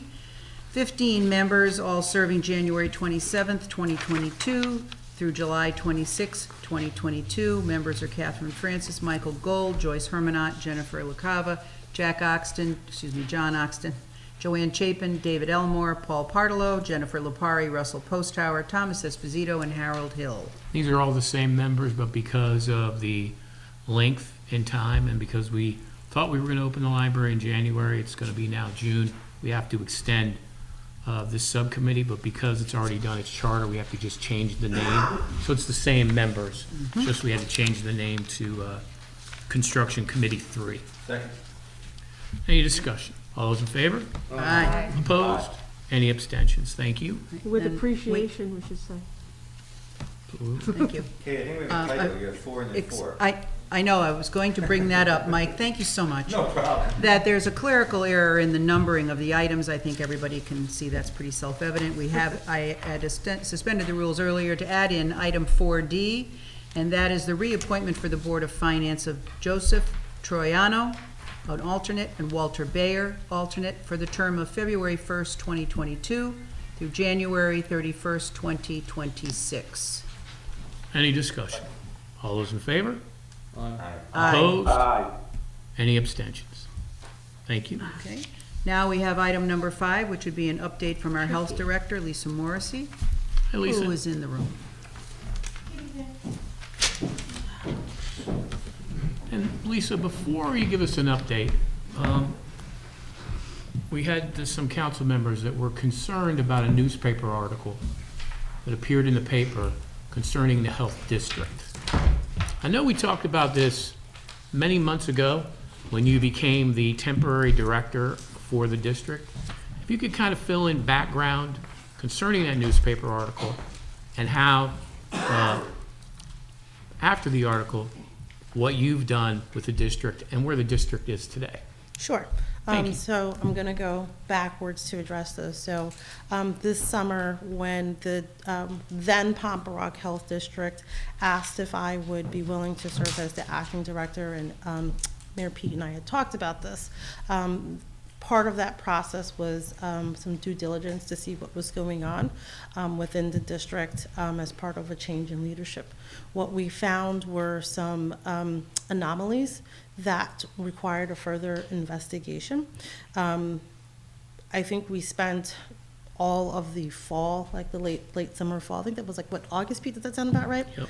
Yep, so August, September, October, November, really putting into place a brand new financial management system, a brand new human resources system, and really worked on rebuilding a lot of the transparency that existed in the district. And then prior to New Milford engaging in conversations about potentially joining that district, the due diligence into the district's financial health. And actually, it'll be up on the website tomorrow, I think is when they'll have it. So the new district website actually will have all of the information about budgets and those pieces. The financial health is really fantastic. So I'll say, when I joined New Milford Health Department in January of 2021, which feels like 7 years ago, but it was only 13 months ago. It was myself plus 3 employees in the health department. When I became the acting director for Pomperaug Health District, it was myself, and I believe there were 5 individuals, 4 full-time and 1 part-time person at the district. Today, we now have 17 employees with that combination, and that is funded mostly through funding from the district and not with grant funding, which speaks to the financial health of the district with plans of expanding. One of the things that when we created a lot of those efficiencies and taking a look at how funding was being allocated and spent, when we were able to shave some of that overhead, it enabled the district to then hire additional sanitarians with New Milford joining. So we now, with the 2 additional sanitarians we just hired, we have 4 with plans to expand into a 5th. So I think that really speaks to the financial health of the district and a lot of the work that went into this. So I want to say that between New Milford and the district, I mean, we're talking like 60, 70 hours for myself personally, some weeks, and my husband kept asking me if I was coming home, to the point where I was about to take my picture on the refrigerator so my kids didn't forget what I look like. So between the COVID-19 clinics and really trying to make sure that both the district and the health department were in good positions to even consider taking a look at New Milford joining, a lot of work went into that. Does anybody have any questions or concerns? So you became acting director because this one guy caused some serious problems and got rid of him, is that? So I'm not at liberty to discuss. All right, you don't have to. That's, yep. Looking at the timeline, I can kind of see how that happened. Yep. And just, thank you for that. Is there now then ongoing scrutiny with regard to someone overseeing? Are people watching a little harder because of what happened? So one of the pieces that I'll say, the financial management system was very insular. It didn't have checks and balances, which was what we would typically expect. So that is there now. And instituting a purchase order system was imperative because, there should be no single person in an organization that is writing checks and signing them at the same time. Somebody should also be looking to see what they're doing. So a lot of those pieces went into place, taking a looking at that, as well as, like I said, that additional transparency. So everybody should know what's going on, and you should have what we call a 3 deep system. So that way, if you have a change in your senior leadership, there are still 2 other people in the organization that have an understanding of how everything works. Great, thank you. My Does anybody pleasure. have any questions concerning the health district, Lisa? Okay. Lisa, can you give the Council, a little bit of an update. Sure. Thank So you. I hope that this time when I'm doing it, that you guys are all now getting the COVID-19 reports. They're published on every Friday, so hopefully that you guys are all getting them. A lot of things have happened since, I think it's been about almost a month since the last time I was here. So Governor Lamont, I think it was just last week. I'm telling you, in COVID times, time just moves in its own bubble that does not seem to exist anywhere else. But it was only last week that we started having this conversation that they were going to make changes to masks in schools, so which would pass. So on Monday, February 28th, any school that elects to do so, they can determine whether or not they're going to require masks inside of K through 12 institutions. So the executive orders kind of spell out the process for how to make that happen. I will say that here in New Milford, as well as our surrounding school districts, it's a lot of conversations. There's a very vocal, no matter which side. It's a very passionate topic. So I would ask that people remember that we are all neighbors and we're in the same community, and everyone is entitled to their opinion and what makes them feel comfortable. So treating each other with respect and kindness is imperative, because like I said, we're still neighbors regardless to how you feel about that. So I want to stress that, because for some families, wearing masks is very important to them, and for other families, they feel more comfortable not wearing masks. When you just don't know what's happening at that household or with their family members, so please be very respectful of people's decisions. I know we've said that before, but I would be a poor health director if I did not say that. After all that we've been through, I think that a little bit of kindness can help us along the way. In addition to that, so let's talk a little bit about the vaccines. So more updates there as well. So you might have seen in the news on Friday that Pfizer decided to push back the timeline for vaccinations for the little ones from 6 months to 5 years. So we're looking that that's going to be pushed back. It's not going to start later this month. They're waiting for some more data. In addition to that, they have granted full licensure to the Moderna COVID-19 vaccine, so that's going to be fully licensed, and I believe that the ACIP is going to vote on that as well. We're continuing to hold vaccination clinics, so we are doing Tuesdays in New Milford, Tuesday afternoons from 3 to 5 at John Pettibone, and on Wednesday, I'm sorry, I flip-flopped that. Tuesdays it's in Southbury, and Wednesdays it's in New Milford. So New Milford is at Johnny Pettibone. I don't know if you saw it in the report, and if you're sitting at home, the reports are actually up on the district's website, and I have to plug this because we've done over 22,000 vaccinations since we opened up in March of 2021. So I think that, you know, for a little town in the Northwest, the fact that we've done more vaccinations than a lot of our large urban neighbors, so, and across the state, no matter where you're looking, is something to really be proud of. And I know I've said it before, but just again, thank you to all of our volunteers. Thank you to our volunteer coordinator, Ms. Francis. Thank you to the mayor, because I think that he probably thought I was crazy when I asked for that, my wish list of things that we needed to get that just going. And to everyone here on town council, because it was a huge endeavor, and everyone was very supportive. So thank you to everyone for that, because that's an enormous undertaking. And the fact that people are still utilizing it when we're hearing that people are closing up shop with vaccinations and we're still getting people coming in, I think that speaks to the work, the trust, and the credibility that people have placed into us. So thank you. As far as cases, so this is the one that I think is a little bit harder to digest. So like everywhere else across the state, we're still seeing our case numbers are falling. So week to week, we had 34 less cases last week than we did the week before, which I'm always thrilled and excited about. Unfortunately, our case rate per 100,000 is still really high. So when we were having these conversations over the summer, and our case rates were like 11 per 100,000, 12 per 100,000. Pete and I were looking at each other kind of like, we weren't feeling so comfortable with that. Now I'm thrilled because in December, our case rates per 100,000 were in the triple digits. Now we're at 37, and I never thought I would be excited to see a case rate of 37 per 100,000, but when you hit 120 per 100,000, you kind of get thankful for the little things. So that is to say that yes, our numbers are looking much better. There's no question about that, but they still aren't low. So we're not like it disappeared, it's still there. So it is something to be concerned about. Community-wise, we're seeing the same trends across the entire region. We're seeing everyone dropping, but we still all have really high rates. So if you looked at the state map where they have, you know, each of the municipalities, whether they're red, orange, or yellow, I think out of the 169 municipalities and 7 tribal nations, only 3 are not in the red. which goes to speak to how much COVID-19 we're still seeing in the state. As far as vaccinations, we're not seeing a whole lot of change in any of the categories. The only one we're seeing a lot of growth in is 5 to 11, and that's what you would expect because they were the most recent group to be approved for vaccinations in the later part of 2021. We saw it stabilize overall for all age groups going into the holiday season. And then, that huge uptick that we had, this is what happened when it was like this with the vaccinations. Uptick, vaccination demand went up.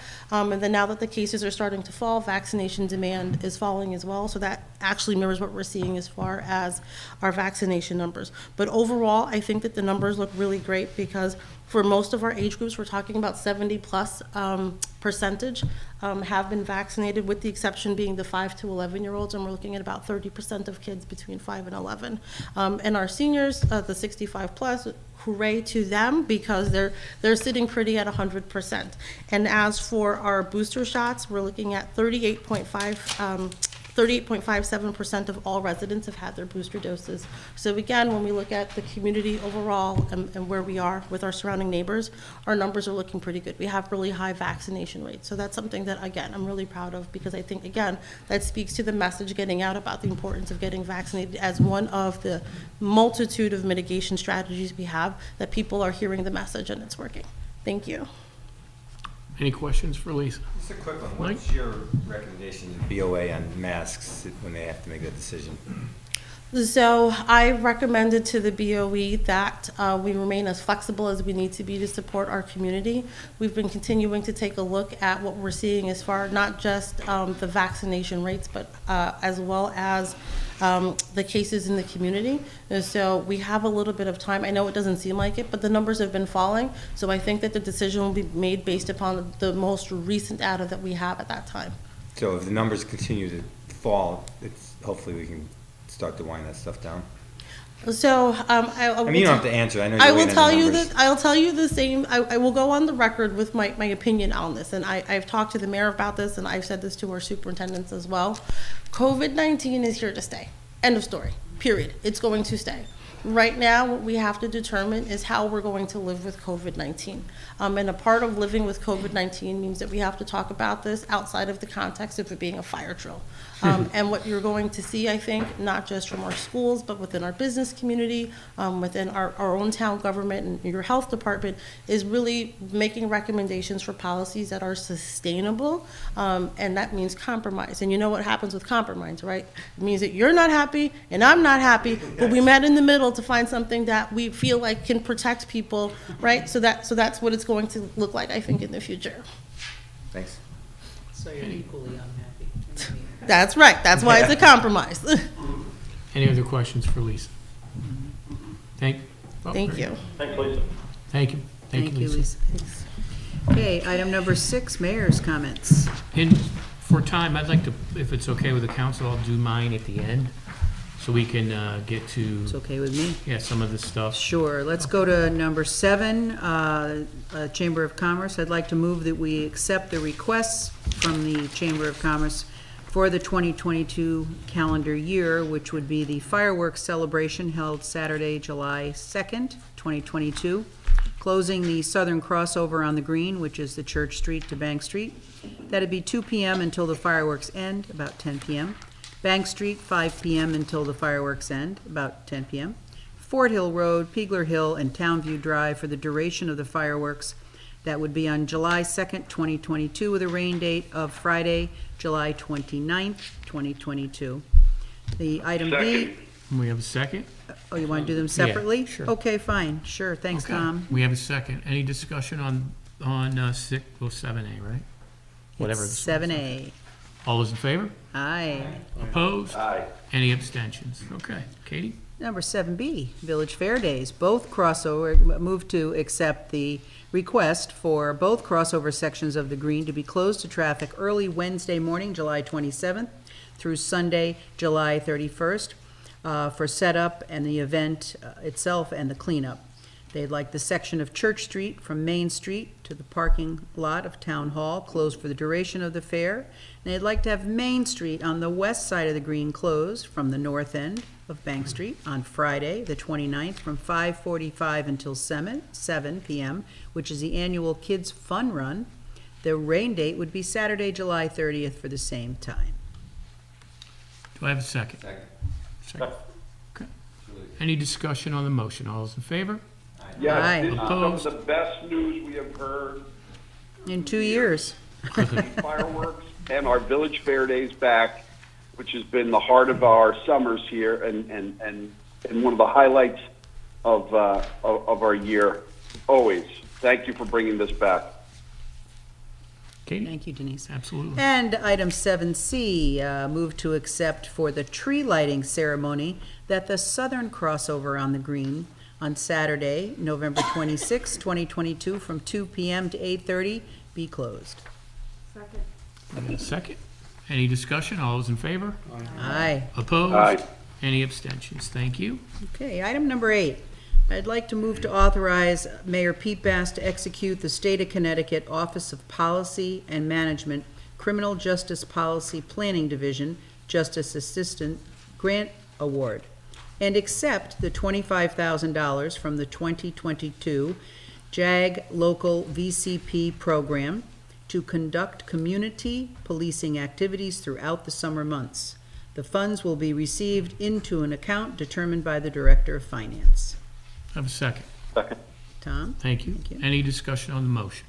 All those in favor? Aye. Opposed? Aye. Any abstentions? Thank you. Item number 9. I'll say item number 9A. I'd like to move to approve the job description, which you all have in your packet, for our domestic crisis advocate navigator position. Second. And we have a second. Any discussion? Oh, I passed them out. Should be There one you there. go. You want to hand her another one? She's got, Okay. do you have one, Hillary, now? Oh, here. Sorry, thought I gave you enough. Here you go. Thank you. It's unfortunate that we didn't get this till this evening, so I'm not prepared to vote because I was paying attention and I wasn't reading. So, Okay. you know, if we can get these a little ahead of time, I think we could have better conversations. Thank you. We have a motion. Do we have a We have a second? motion. We have a second from Tom Esposito. Any other discussion? All those in favor? Aye. Aye. Opposed? Any I'm abstentions? going to abstain because I haven't read it either. Sure. Yeah, there are Item- still some errors in here, so. Well, we can work on that. Okay. We have Ivana over there. We're very excited about getting this position filled, correct, Ivana? Speaking with the chief of police, we continue to seek additional domestic violence here in New Milford, and this will be boots on the ground to help out. I appreciate the council voting in the affirmative to get this going. Ivana and I will be working on this, and we'll bring back to the council the metrics and how this is going to be successful.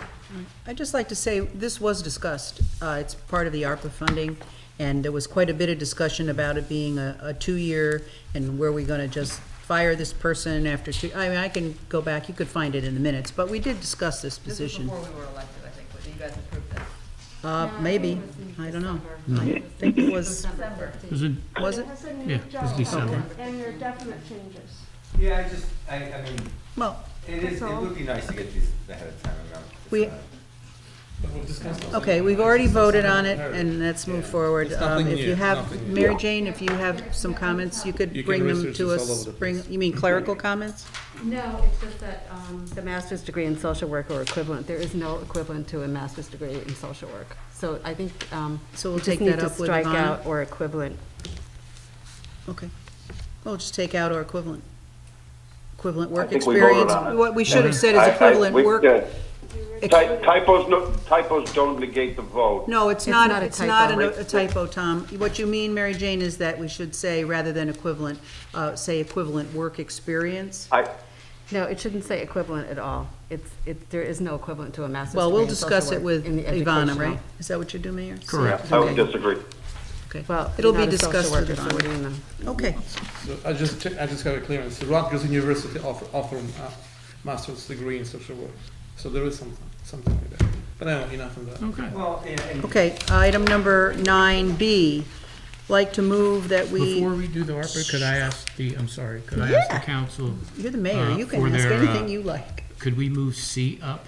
Because we Sure. have John, our registrar, Ah, that's been yes, sitting here. let's do that. Okay, Uh, so I'd like And we have, to, is Sandro here, too?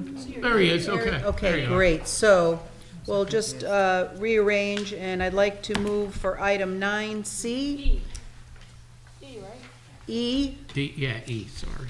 E. These things are all messed up. You're seeing it a little differently. Okay. I'd like to move that we appoint Sandro Carvalho as the replacement for the Republican Registrar of Voters, as John Geiser is retiring. Second. And Sandro's right here. Sandra, would you like to introduce yourself to the council? Was that Chris or Tom? Chris. Chris? Hi, my name is Thank you. Sandro Carvalho. I've been working in the town for about 7-8 years now, doing elections as a moderator, and love to help, to continue filling John's shoes if I could.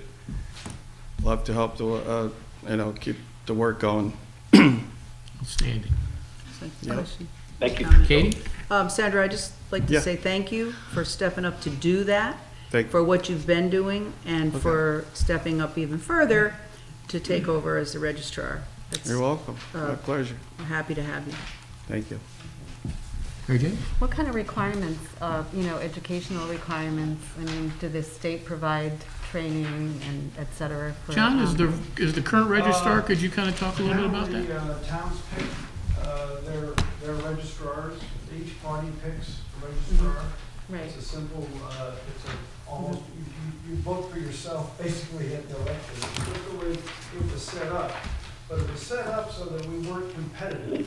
And when I chose a replacement for Sandro, I wanted to choose somebody who was going to be compatible with Marcel.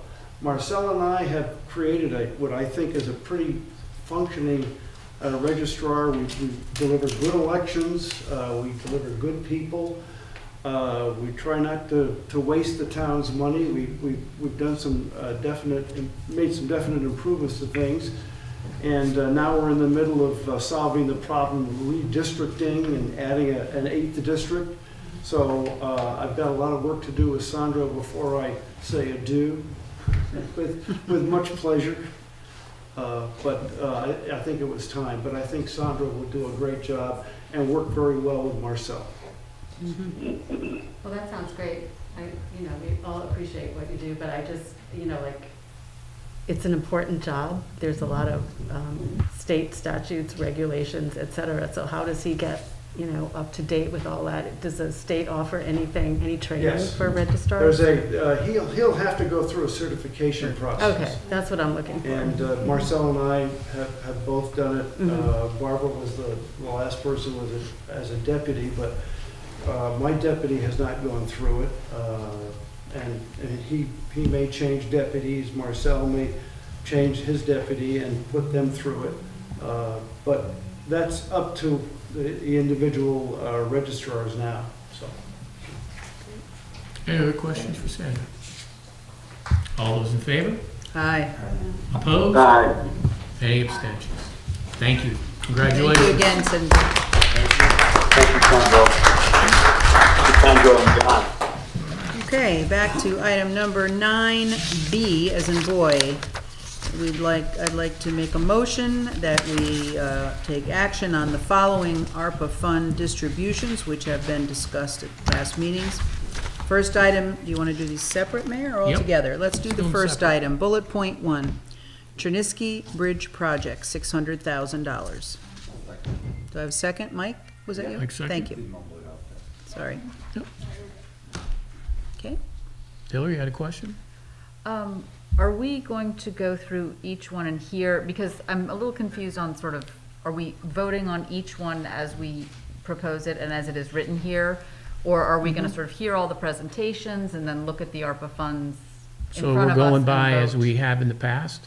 These were discussed at the last meeting. We're now Right. bringing these back tonight Mhm. to discuss and vote on.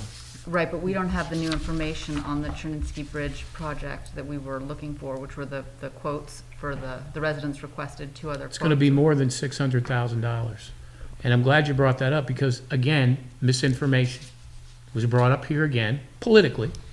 So let me address the Cherninsky Bridge. When I first got here, before I was mayor, they were gonna put a 2-lane bridge in. Mary Jane can tell you that. And so can Mr. Ricchio. That was from Mike Zarba. We had a meeting right over here at 25 Church Street. And I heard from the residents saying they want a 1-lane bridge because they don't want the flow traffic of trucks coming from New Preston to Kent. I agreed with them. I said, if that's what you guys want, that's great. Let's figure out a way. Let's figure it out. Let me finish, okay? So I asked Mike Zarba now has left. I asked our new DPW director, Jack Healy, can we at all possibly do a 1-lane bridge? Because that's what the residents want. Jack says, I think we can. Be a great idea. He's coming up with the proposal to do that with an initial cost of about $600,000. Great. We could fund that within our own town resources without having to go to the state for grant money. Because when it goes to grant money, right, you have to rely on what the state tells you what you need to do. Okay? So now, this thing goes to the Army Corps of Engineers. Army Corps of Engineers, those guys are working remotely. It's taking forever. And I'm sure, as Mary Jane and Mr. Ricchio can tell you, that's a danger. If there's a fire up there, if there's something going on, they got to detour 5.5 miles. We continue to ask them. Finally, I asked Attorney DeBella, is there any way that we can make this go faster? Can I do an executive order for the health and safety of the residents up there? He said, absolutely. So we went, and I went ahead and did that. Okay? Then we had some residents complain and decided to call the state. So the state said, let's hang on a minute and let's review this. Okay. As we're going through that process, now the costs are going to go up extramentally. It's going to go way up. Jack had decided to put in, and I'm not an engineer, nor do I profess to be, was going to put in a 2-box culvert that would satisfy the ability to do a 1-lane bridge. Residents in Cherninsky said a 2-box culvert doesn't work. It's environmentally not appropriate. Okay, we want to do a 1-box culvert. 1-box culvert now is going to cost probably over $1.5 million from $600,000. Now, the next thing was, and you were at this last meeting, was they want to know how much it would cost to do a single pour. Right now, Jack is working on that. At our next town council meeting, we're going to discuss all 3 costs. But here's the reality of it. It's going to be way more than $600,000. So this $600,000 is going to help offset the cost of this bridge.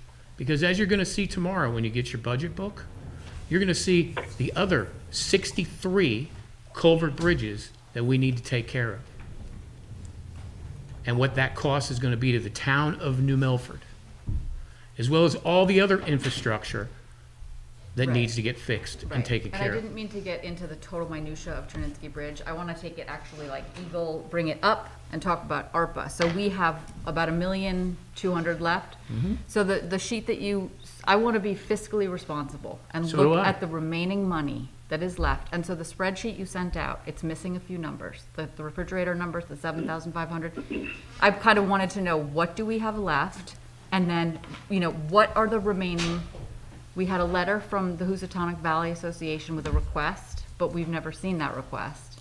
Are all of the requests that are out there, have we seen them all except for the Housatonic Valley? Except for the Housatonic Valley. Because we have one from the farmers. And the that are Housatonic coming. Valley, well, that was a business owner. Okay. That sent an email out. Right. So he sent that email out requesting, which we'll be talking about it here, as well as addiction and depression that you had asked for. Yes, which we right? haven't seen So yet. we'll be talking Yeah. about that tonight. Right. But not to jump around, but the farmer and farmland assistance, I'm also going to be asking other farmers. I'm Yeah. also going to be asking our farmland commission too to weigh in on those. But that's what I'm saying, is that why are we voting yes or no on each item tonight when what we should do is, we should know we have $1,254,000 left to spend, which we don't know yet, because my numbers are different than your spreadsheet. We should know exactly how much we have left, and we should be looking at all the asks that are out there, and then we should be making our decisions. That's all I'm saying. Well, we got all the answers before. No, we don't. No, we don't. Where's the Housatonic Valley request? I haven't seen that. Are you talking about Housatonic Valley? Association from Linda. The She land said- use people? Yeah, they sent an email saying, have you seen our request for ARPA funds? I said, no, I have not. So the Housatonic Valley request, we're waiting on some more information from them to give us an exact amount. Okay. That's why. Okay. But I'm questioning, Hillary, Yeah. this, as the mayor just said, this bridge project's gonna be here longer than we are probably. But it's gonna cost it's gonna cost more than 600,000. So this is just to get this voted on. It's a hedge to defray some of the costs that whatever it's gonna be. It's not gonna be less. It's not gonna take some of this money and use it somewhere else. And if the what did you say, $7,200 is bothering you that it's not in there for the fire department? I'm just saying, I don't think we should be spending more until we have the We're whole not spending picture. any more. This is what we discussed at a last meeting, and I, for one, I don't know about the rest of the council people, but we did beat these horses quite a bit to death at that meeting, and I don't know that we really need to do it again. We haven't even talked about the sewer yet. We haven't talked about the addiction, depression. We haven't talked about a lot of it. We I'm did. just saying, I've made my point. did. I've The made sewer my we did Yes, talk we did. about. I'm done. So, Yeah. I'm done. I made it, yep. okay, so I'm gonna reiterate my motion, which was to move forward and approve for Chiniski Bridge project, $600,000. And we had a second from Mike Nahom. Any discussion? I also have concerns about committing any more dollars, and I want a clarification. If we're going to spend money on anything other than infrastructure, it needs to be decided upon and spent by the end of 2024, is that correct? Not And if spent, it's- allocated. No, wait. If it's infrastructure, it has to be allocated, but not necessarily spent by Correct. the end of 2024. No, it needs to be spent. Infrastructure? No. Infrastructure, as I read it, had to be committed to by the end of 2024, but other expenses, not So here's the infrastructure. conundrum you're gonna have, okay? Yeah, So if you don't do this now, the inflation rate of these projects will go up 10 to 15 to 20%.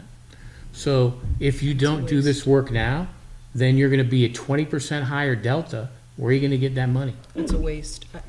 all I'm saying is, Where are you gonna get the money? okay, all I'm saying is that there are things that need to be addressed with a longer range plan. I think that as a whole, all the expenses so far of that money have been moved too quickly, as the fire drill Can you be more scenario. specific, which things? and Yeah. what's the- Everything that was decided up until now. I'd did like not to ask, include- excuse me, I'd like to ask that we are in the middle of a motion. Yes. We call the and so- question. We will discuss what is applicable to the motion for Chiniski Bridge, please. Right. Let's not go into it. As you admit, you are new to the council. I am very appreciative of the questions you ask and your interest in knowing why. But it's been stated by the mayor, we talked it to death last meeting, and it's been stated again. This is one item, $600,000 towards this bridge project, which we've all heard, the people who live there would like to feel safe and have something started on it. So let's, I guess, and so if we get a grant that covers the whole bridge, or much of it, or, then what happens to this? You want a grant? well, a So the grant? grants that the bridge program do, they're either 50-50 or 80-20s. So can we use So you'd this have to towards put 50 towards the 50? We can so use you'd have to ARPA put- towards the 50? So here would be the thing, if you're gonna be doing a single culvert and the cost is $1.5 million, well, you're not at 50%, but you're around 40% that the town has now contributed to through ARPA funds. Okay, so just thinking about all the angles, so that we don't spend, Well, I allocate think it. everybody in our Department of Public Works and the mayor and everybody else who's been working on this for I don't know how many years, including Mary Jane and Too other many residents years. who live there, If you can find an angle we haven't talked about, Propose we Hillary, call I'd the love to question, talk please. about it. but Well, let's an angle is call we the question. bond. Thank you, Tom. There's It can be bonding, yeah, there's bonded. bonding, and Project there's can lots be of different bonded. ways to pay for this. And what you'll see, again, is the bonding needs that we're gonna have in New Milford are going to be tremendous. Well, it's one more You've thing. got two, I'm gonna give you a quick example, Mary Jane. We got two schools we gotta do 2 roofs on. Mm-hmm. That would be Hill and Plain, and that would be Northville. 2 new roofs. Okay? That's gonna run you, That's that's gonna great. run you about $6 to $7 million. This is part of being a That's long town and range. being a municipality. We have expenses, and you just have to deal with it, and this Right. project Okay, is so very and- easily let's bonded. move on with And I, this. and I agree with that 1,000%, but you deal with it the best cost-effective way to our taxpayers. Okay, the That's what we question's need to been do. called. Not in lieu of safety. Please, It's a please. safety issue. That's why we, I'm calling the question. What are you calling the question for? Second. we have a second. There. All those in favor? Aye. Aye. Opposed? Any abstentions? I'm abstaining. Wait, Alex, were you an opposed? I'm a no. Okay, there's a no. Okay. Can I make Okay. a quick comment? I just, be quick. If we're spending if we don't spend the 600,000 on the bridge, it's coming out of another budget, or this budget. We're not, I mean, I'm hoping that we're not spending any money on anything foolish. If that was the case, then I could see the argument, but everything we're spending on is gonna have to get done. We're gonna have to fix Harrisburg Bridge. It's either coming from ARPA funds or it's coming out of the budget. We're gonna have to do the cameras. I mean, these things aren't stuff that's pie in the sky items. These are stuff we actually need in our town. So if it's coming out of ARPA funds or it's coming out of our tax budget, it's coming. It's money is money. It's like, it's silly that we're arguing. If we all agree that what we're It's doing just- makes sense. Okay, let's let's go. try to move a little more efficiently. Yeah, the next item, Well, I think that we have raced through is- spending $8 million. Not, a lot of towns have set up Just commissions and have not even started. I'm not saying it's bad. I think it's good that, but I'm just saying that there is a different approach, an approach where. Every we town has start to used a think different about- approach. I understand, So, but you're don't make entitled us to your feel opinion. like we're being completely crazy for wanting to Not at all. understand, yeah, because we haven't even yet heard about the depression, addiction stuff that we've been trying to hear about since I've joined Are we this. moving on to the next item? Not yet, no. Yeah, because- okay. I'm sorry there's a learning curve with all of this, but many of us have been listening and dealing with these items for the last 6 to 12 years. I'm sure you'll catch up. It's not about catching up, actually. It's about Okay, doing so it differently. bullet point number 2, Harrybrook Bridge for Harrybrook Park. We have $126,000, so I'm making a motion to approve $126,000 to go again towards the temporary, so to speak, repair. And I think we have someone here from Harrybrook Yep. to answer a question. Is there a second? before we- Second. Second. That's my first. Give it to Mike. I got it. Good evening, everybody. State your name. I'm Bill Buckby. I live at Harrybrook Park. And with me is Ralph Williams from our Board of Managers. Your address? 5 Lillis Road. And Ralph is here as our treasurer for the nonprofit as well. We appreciate you guys all giving us time and an opportunity to speak on this. I'll again try to be brief. I know everyone says we're trying to be brief. And by the way, I have to say, before I even say that, this isn't arguing at all. You guys are having great debate and discussion. I am really jealous of this for my other job. This is fantastic, really. Thank you. I'm jealous of this. This is very cordial, and I appreciate it. I respect it. Or is that your other job? The other one, yeah. We don't argue at Harrybrook at all. We all get along swimmingly. So, Harrybrook, again, opened in 1966 as a park, and the bridge itself was, from best records we can see, it's a second bridge that's been built in that location. The first one was probably washed out in the flood of 55. So we're talking a 65-plus-year-old bridge that we're facing now. 2018, this board put forth an inquiry to check on it because we realized how old the bridge was getting. And WMC engineers who we hired to do it, they said, you're probably good for 5 years. Come back and see us in 5 years, and that's when you should probably take action. We stepped ahead of that because we got that number back in 19. So 2019, we found out that we had 5 years to go. 2021, we called them in, and said, would you do some testing for us? And we got that number back in January that said, you need to shut it down now. So we shut the bridge down immediately, no cars over the bridge. It is open to foot traffic only, but it doesn't allow any secondary egress really from the park for any of those people who are coming in by car. Those who are coming in to enjoy the park at this time of year are coming in strictly to park in the outer lot and then walk into the park. That excludes a lot of our seniors who come down to see the peacocks and to see how the park is looking in the wintertime, which is beautiful. While Harry Brook is a nonprofit and separate from the town, we've been a part of the town since 1966 when the gates opened. And probably, we're trying to figure the numbers, and it would have been a good conversation with Park and Rec to see how many parks in town have more traffic than we do. The summertime, you can see 2,000 people a day in Harry Brook Park. But that's the basic rundown for me. We have a lot of people coming in and out, a lot of events that are community events, be it smaller and larger events that help the park and that help other groups in the community. Great example is the Haunted Trail that we did this past year that helped 6 other local nonprofits, all in New Milford. And we're in need of your help. So Bill, just a couple things quick, staying on the bridge itself. If this bridge wasn't to get done, and this by no means is the cost of the bridge replacement, this just gets you, as I told the council at the last meeting, just a Band-Aid for a couple of years while you guys go and fundraise for your replacement of the bridge. Correct. It gives us 2 to 3 years. They're saying it could be longer. And Bill, what happens if the bridge doesn't get fixed? What happens? That's the end of any cars coming into the park. The entranceway can only handle 1 car each way. So we can't have traffic incoming and outgoing. We can't have the events that fund the nonprofit that we are. We can't have people coming in to drive in and see the peacocks and drive back out because there's another car coming in. There's no way to really regulate that because that road can't be widened. It's got the Still River on one side and the train tracks on the other. So you'd have to have somebody at one end, like a traffic person, and one on the other end, and that would be... Or a light system, we looked into that. That's gonna be $5,000 a month before we get that set up. Plus, you need to bring power to both of those spots.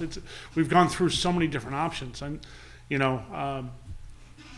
it's really, it leaves us in almost no option. What is your timetable if we approve this money? How soon can that bridge get traffic again? So the park has already paid out of pocket the 26 of the 126,000 that we need to do this because we need to move this ball rolling ahead of time. Weddings coming up. We do. We have weddings and events scheduled. We have pavilion rentals and birthday parties and reunions and all that stuff scheduled already. I was told by the engineers, if the earliest we start on it, we met on Wednesday with the board, that if we authorize them to go ahead, let's spend the money to, it was $26,000 in design, and their estimate was $100,000 to get the bridge done. If we started it on Thursday, which is when we reached out and the board signed the document to say, please start, if all goes well between you, yes.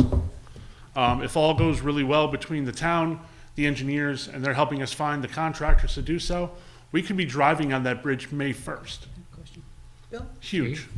Has anybody ever looked into any other place to access the park, other than going over the brook? Absolutely. We looked into, believe it or not, if you look up along one whole side of the park is the Still River. There's no other way there. Yes, but there's along the another other side. side is the train tracks. And at the end? At the end is the golf course. Right. Did you ever talk to them about it? We haven't talked to the golf course because they have a bridge that comes right across there that was built for them that connects 2 of their holes there. There's no space to come through there without taking away from their space. So there is no other option to The get only in, other other than to go over water at some point, and you already have a bridge, so there you go. Over water or railroad tracks, one or the other. We'd have to buy a house the other side of the railroad tracks. I and just get it. wanted to confirm there wasn't any land access. I wish. And there was some statements made by some council members at the last meeting that there's lots of money in your guys' accounts, your coffers. Could you That's why guys Ralph is talk a here. little bit about funding Let me get and my what you have? Thank you. And I assume, Bill, that starting with a brand-new spot for a brand-new bridge would only be more expensive than... Only more expensive, yeah. Even the restoration that we're looking for beyond this at $2 million is a restoration of what's there. A brand-new bridge would be $6 million, and they would recommend the same space anyway. Right. And the Mary Jane? bridge, how long is the bridge, Bill? 111 feet. It's 111 feet long. And to make things complicated, it's not straight. There's a bend in the middle of it, so it's very complicated, I guess, from the engineering standpoint. But just to talk about the financial side of Harrybrook Park, there's two entities in place. There's Frank Harden's trust, which he set up in his will with some investments, and the properties. Properties are all owned by the trust. And then I represent the board of managers of Harrybrook Park, which was also set up in Mr. Harden's will, which manages the park and really deals with the running the park, the repairs, the maintenance, mowing the lawn, plowing the snow, hiring staff, doing events, all to raise money to maintain the park. So there's really two separate entities. Our entity, the Board of Managers, maybe has at any given point in time $100,000 to $125,000 in our bank account. A few years ago, maybe 10 years ago, the park was about to go out of business, had $0 in the bank account, and they didn't even know how they're going to pay the next electric bill. That was before my time. Now, through fundraising and other efforts, we've been able to build up a little reserve there, and the purpose of that money is to do ongoing maintenance at the park. Things like paving. A big project that we were supposed to be doing is dredging our pond, maintaining roofs, painting buildings, just all the wear and tear that happens in that park. Picnic tables, you name it, tree work, all kinds of things. So the park is 63 acres, is that the correct size? 48 acres. But it takes a lot of money to maintain that park. The other side of the equation, the trust, I have one of the statements here from the month of January. Its trustee is Salisbury Trust, and they've been doing a really good job for us, but they have a portfolio of investments, and they also keep a track of, there's some artwork and other things in the museum, and they value everything, the real estate, the possessions, I'm going to call it, and the stock portfolio. It was $4 million, I'm rounding off, $4,395,000 at the end of January. Out of that, $1,853,000 is the real estate and the artwork and the furniture and everything in that house. So that leaves you about $2,541,000 for the portfolio of stocks, which is what happens here, just so you all know, is that this portfolio is invested in different funds, whatnot, and it provides the park with a payment of $5,500 a month. That's really our seed money to operate the park. The portfolio also pays for insurance for the park, which is very expensive because it's in a flood zone. The insurance is to the tune of $40,000 a year, which the trust pays for.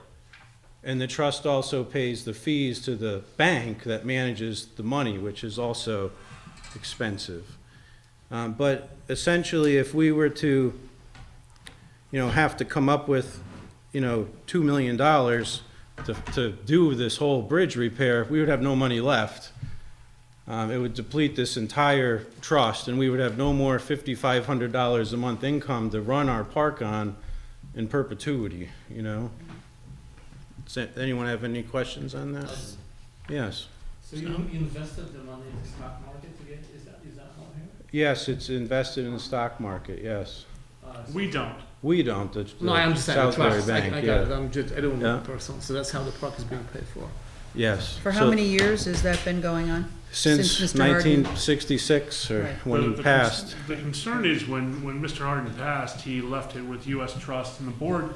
Very interesting will, 60-something pages, that the very separate entities, the trust and the board of managers.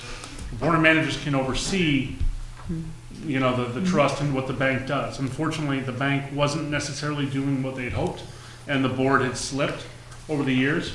I'd say the biggest difference came about 12 years ago with Jimmy Williams while he was president of the board, with Russ Nicholas and Bill Deek as being the core that started that before the park really was about to close its doors.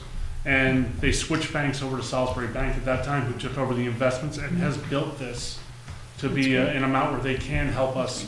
In the meantime, the nonprofit financially runs completely separate. And I wanted to touch on this really quickly. Ralph mentioned the 100,000 we have sitting in the account. We have 3 people on staff. 3. We get about 100,000 hours of volunteer work a year because the community loves to come be a part of it. We pay for 3 staff. No one on that staff is making more than $50,000 a year to do their job.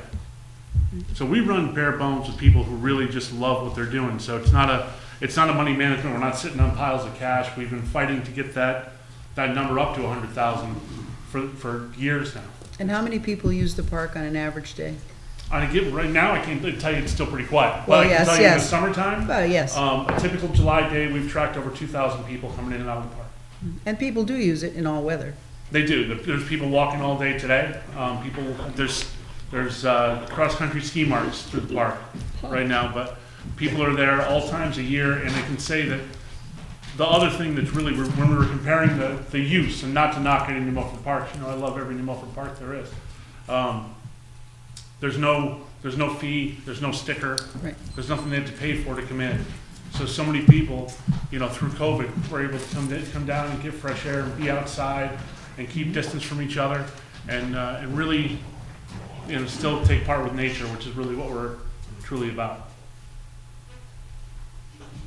And is there no way to borrow off of the assets and then qualify for a grant and then pay that back? The problem is if we were gonna come up with the $2 million, it'd be a $12,000 or $13,000 a month loan payment, which we can't swing. No, I'm saying borrow off of the assets to get your quick fill, the 138, and then, you qualify for a state grant to fix the bridge because it's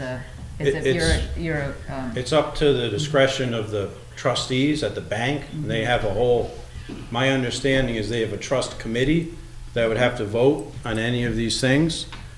So it's at their discretion. And if they said yes, then that would be allowable. So have you gone to them for the 138? We met with the representative from the trust last week. Yeah. It's something they would rather not do in order to be able to support us going forward. We reached out to the town as a piece of, we haven't had to ask. In all these years, 65 plus years, we haven't had to ask the town to help us out. If you can help us get over that piece, we're already working on where we're going to get the $2 million from in the next couple of years. I met with the Commissioner, Department of Revenue Services today, who came to the park to take a look and discuss it with the governor to see what we can do. Again, the 80-20 that the mayor's talking about with a lot of the grants with bridge work is a critical piece that we need to build to. But if we don't do this immediate fix, we're closed long term until we can make that happen. And it's going to take us quite a bit to get to that point. To get back to the trust, we're already eating into the principle of the trust with what they're spending every year.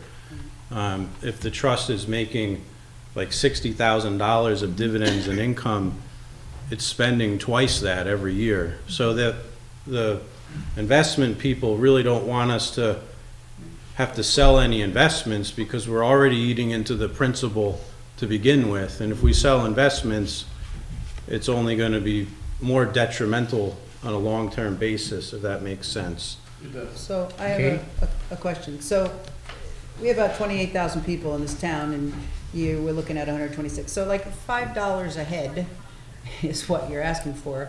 And I just want to know, the only thing, my real big question here is, what's the chance that you won't get a grant and you will have put the money in for a fix of 2 to 3 years, and then what?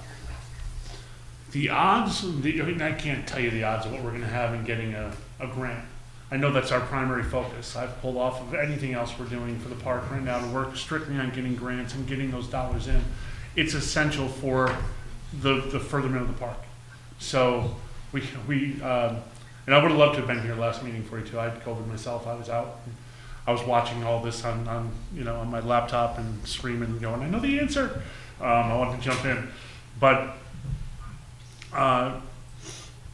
we launched immediately a text to give for the park in hopes that that $5 a person would step up and start to do this. And it's still tight for a lot of people.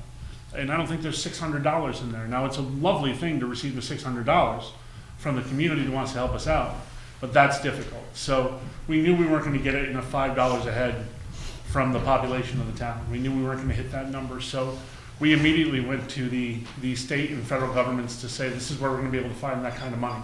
And speaking with the commissioner today, there's probably about 30 options that are going to be down the road, but some of them might be that 80-20 mix. And that gives us that opportunity for 3 years, 2 to 3 years to Right. build that 20%. But are you the only person doing the research and writing up I'm grants? the primary person to do it. Okay, because, you know, there's a lot of work. It is. And I just want to know what the worst case scenario is at the end. You'll end up needing money to fix what you fixed, or you'll have to close the park, as we've just talked about. So, can you raise any funds that would come close to what you might need? What the discussion with the commissioner today believes that within that 2 years we can come up with that funding. He was very,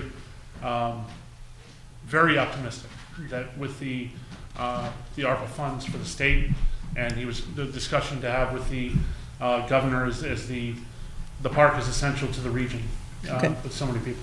Good, thanks. Any other questions? Mary Jane? Is there no way that any of the towns can get any money for their infrastructure from the federal infrastructure? The federal money that's coming to the state, the federal money that's coming to the state all goes through Department of Revenue Services. That's how that money would be reached. So that's what I was told when I reached out to find out where can I get my, an application. I haven't applied for $2 million before. I haven't done this before. So who do I talk to? I spoke initially, as we're a recognized historic location in Connecticut. I started with that department, and they said they could help somewhat, but not to that degree. So who should I talk to? And they recommended Department of Revenue Services, because that's where the federal funding is coming to for the state. Right. So there is a possibility that individual towns can get some money from that. I can't speak on that, but that would be my understanding. That would be who I would talk to. So, I mean, that's something Trinisky Road could be bridged. Well, the question would be, would you want to wait another 2 to 3 years to get the money? Well, To we don't fix know the that. bridge? That's gonna Right, take 2 to 3 years. That's a safety thing. The one thing I can say is as much as I appreciate all the work, as you well know, on the municipal level, things don't necessarily work super fast. On the state Right. level, it slows down a little bit more, and on the federal level, that much more. So, But that money's coming in. yes, it is spoken for to be, but I don't know when we're going to see it. But that's why the commissioner mentioned today, 2 years is a solid goal for that. So, Bill, is it because you already took care of 26,000? You said, are we changing this to 100, or are we sticking with 126? The 126 we have agreed to sign for, to pay for up front, because it couldn't wait until another week to the meeting to commit to. So you put in 26? You said- We've already committed to them for the 26. The 26 would. Oh, but you don't have the money. We I'm don't sorry, I have that. misunderstood. I thought you meant you had taken it. I see, okay. So it's still at 126,000? 126. Now, if this comes in at $5 shy of that, we have no desire that everything is going to be laid out and it'll come back to the town, whatever it is. I mean, honestly, we understand this is a big ask on our part, and it's greatly appreciated on our part, and on behalf of all those people who use the park. I'd like to give my support for the full $126,000 to fix this bridge in Harry Brook. I think the park needs our help. I think there's probably more people that are New Milford residents going over that bridge than go over Chernersky Bridge that are New Milford residents. I am in full support of this. We have to preserve this jewel of the park, and the access in and out is so important for seniors especially. I have seen this many times being over there walking with my family, the seniors driving in so they can get some exercise. This is absolutely important for us to preserve and help them get this bridge at least back to some working order so they can investigate whatever type of grant, federal funding, whatever type of miracle we're going to be promised to help them put the new bridge in. But I fully support this. Thank you, Representative Buckley. So can we Thank you, Council. We have a call the motion question and a here? We second. have a motion and a second by Mr. Nahom. Okay. Any other discussion? All those in favor? Aye. Aye. Aye. Opposed? Any abstentions? What, Mary Jane, are you abstaining or? I'm gonna abstain too. Okay. Okay. 2 abstain, and Alex, you were a no? Okay. It's the process. Okay, next item, bullet point. Thank you all very much, sorry. Thank you. Thank you so Thank you, very Ralph. much. Thank you, Bill. Thanks, Bill. Appreciate it. Like to move to approve for the New Milford Sewer Commission, the compact and portable mainline crawler camera. As we talked about this at the last meeting, this camera is gonna allow them to get into, the main lines, the lines. Sometimes they Yes. have debris, can cause, flooding that could back up into people's residences, And we cause need a it. health, yeah, absolutely. We needed it for something near, on the library, and we didn't have it. Yep. Okay, but there's another part to this. I just like to do You want to the- do that separately? Yep. Yeah, I thought so. Okay, so the only part of this that is in the motion is the compact and portable mainline crawler camera. We have a second from Mike Nahom, Any discussion? $38,000. Any discussion? All those in favor? Aye. Aye. Aye. Opposed? Any abstentions? Thank you.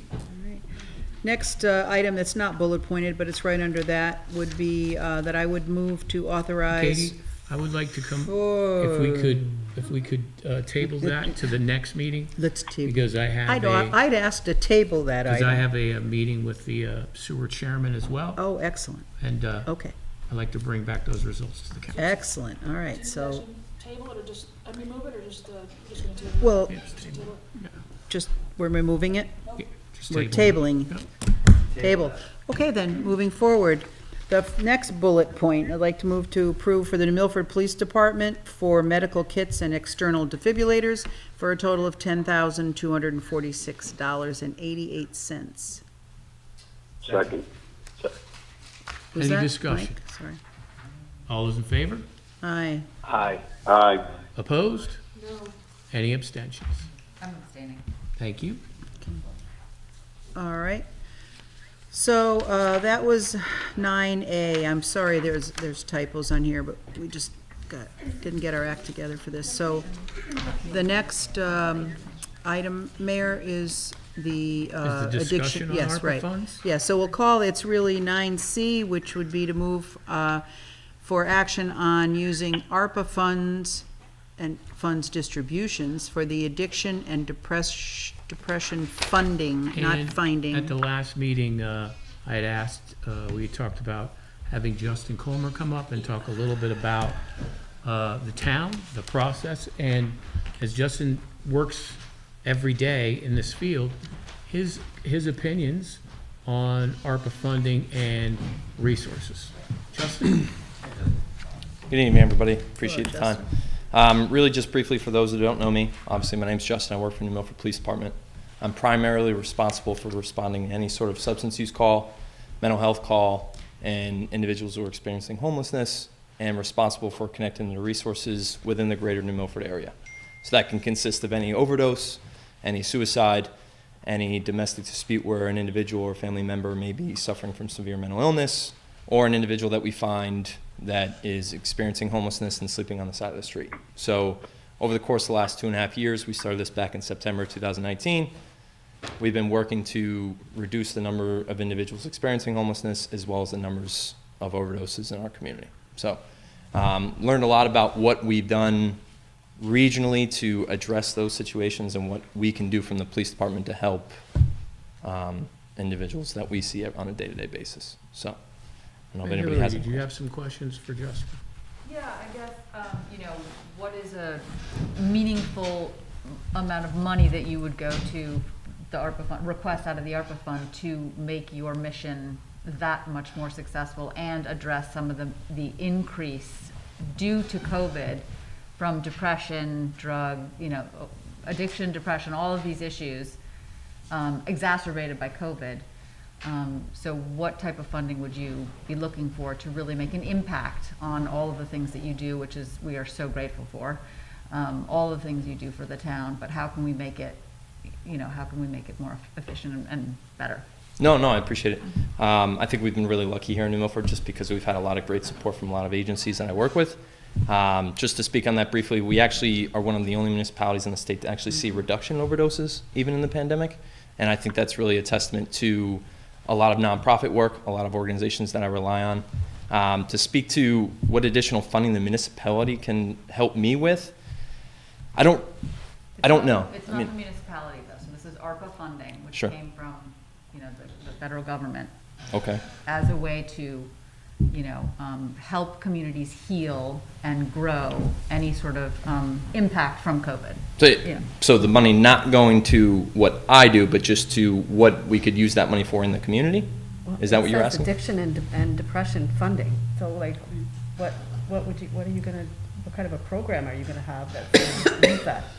For example, do we have a voucher program? So like if people can't afford getting out of detox and then they can't afford one of the places in town, like MCCA or the Heritage House, any of those places, they don't have the money to do that. Is there some sort of a voucher program that would? There is not. Usually you rely on individuals and or agencies to help cover some of those costs. Mm-hmm.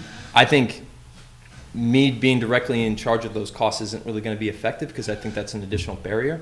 I don't know every single person in the sober housing locations within the town of New Milford. A lot of those individuals come from varying different rehabs across the state. I know Heritage Inn has close to 27 beds. I know the Hope House had 4, plus the additional housing they had 9. I don't know every single person in there. I think that type of funding, which is I would say a barrier in the substance use continuum of care, really a lot of that funding I think should go to the individual rehabs because that's where the individual is when they're in treatment and when they're looking for sober housing.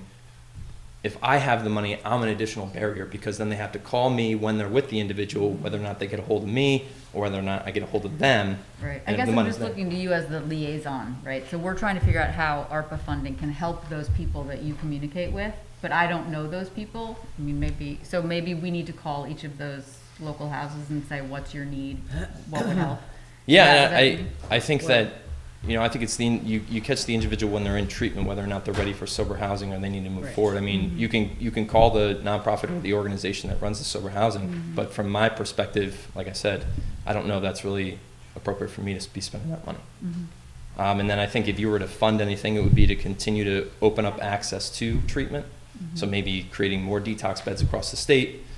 There's a great organization through MCCA. It's called the Sobering Center down in Danbury. I don't know if you're familiar with it or not, but it's kind of a holding area for individuals who complete detox while they're waiting rehab. And that's usually a big gap in service because a lot of people will get out of detox and they'll have to wait 2 to 3 weeks for a rehab bed, and then they're at a high risk of relapse. So the Sobering Center is a design location to keep them there, keep them safe, keep them in treatment until they can get to that next step. I think more programs like that are needed across the state, but currently MCCA is one of the only ones doing it. Good, thank you. So it does beg the question, how are we going to come up with a number? Because there's no denying that this is a perfect Don't we have to come up with what the need is? Yeah, there's a. So I will think try It's to- the housing. I mean, we do have some here. We do have sober homes here. Yeah. They're they're not necessarily at capacity today, but, I don't know what our tolerance is, or if we have people who want to open up more, and that involves buying buildings and setting them up, that type of thing. So, I don't know. This came on the agenda because. Is that a request of Councilwoman Ram? I'll just have to try to do a little more research and come up with that number and put it forward with what's behind it, and then we can vote on it. And I also think If I'm not mistaken, did I hear Justin say that the money would be better spent on treatment versus sober house? I'm not sure if I was clear on that. No, I apologize, sir. So really what I meant was when individuals looking for sober living, when they're getting close to completing treatment at a rehabilitation center, when they're working with the individual counselor, the counselor is assessing and trying to figure out where they need to go. So if the money's actually at the rehabilitation center, they can access that funding quicker to be able to pay for that first month's rent at the sober living facility, rather than trying to call another third party for additional funding, i.e. me, for example, correct? Does that make sense? Okay, great, thank you. Yep. Yes, sir. Appreciate the clarification. And maybe, Justin, could you contact the entity that you were just talking about? MCCA, absolutely. Or the Danbury Sobering House. So the Sobering Center through MCCA. Yeah. yes, ma'am. And maybe we could bring them in, because I know some of the questions will be, how can we differentiate a New Milford resident? Because that's what the funds have to go to, is New Milford, versus them being moved from one area where they were to another area. And then how does all that work? I think that'd be a question we have. It's difficult to get around with HIPAA too, I think. And I Okay, think Hillary that- brought up the right word here, and that's voucher. Because we do have the sober homes here, and they are not free, you know. So it's no different than some service that would be given for a child to play a sport or do pottery. You could have a voucher system so that it subsidizes the care for people who need to go to one of these homes. But as Justin said, there's a step in between putting them in a sober home. They need to be, discuss with a therapist or whoever they talk to see. And I also think that individuals who are getting to sober living, it's constantly variable. So I can guarantee you that not every single person in sober living here in New Milford is from New Milford. No, I would say I know less that. than half Right. at best. That's right. I mean, at most, it's still less than half. So that's a very difficult thing to get around at from our viewpoint about helping New Milford residents. I think more money could be spent in different ways than trying to help. I mean, as much as that's needed, it's just difficult for a town entity to be able to differentiate because of all the little different loopholes you have to jump But it through. would be possible, because I know it is possible in other areas and other programs, to fund a voucher, whatever number that may be, whatever that cost may be, so that when a New Milford resident is in need of a sober home to go to for whatever period of time, there would be funding, because that is a cost. And we could certainly look into that too, couldn't we? Justin, what do you think? Yeah, like I said, I think that you definitely can, but I guess my issue then is I'm just struggling with, so this individual needs sober living, so we're then assuming obviously they're in inpatient treatment and then they're going to be stepping down to sober living, correct? That's what I said, there's a Yeah. step in between there, but I'm talking about No, the exactly. So house, then yeah. I guess then my question is what if they got into treatment without my assistance? Right. So how am I aware of that? You would have no way. No idea. And then what if they're in a rehabilitation center that's not local? Like if That's they, right. there's places in Florida, Pennsylvania, and they're transferring up here. I don't know. So perhaps the MCCA in Danbury there may be able to shed some light on it. I'm just saying, because that to me I see as the only way we could really be sure that the money we use, that we're taking for New Milford, is used for New Milford people, and might complicate things. Justin, but- could you see if MCCA, if they could come to our next meeting? Absolutely, yes, sir. Awesome. I just think the most important thing is that we don't lose them along the way, and that's regardless. I mean, this happens whenever anyone has something happen in their lives. There are gaps in their services, and it's when they fall into those gaps that they're lost. Knowing this personally, I know this.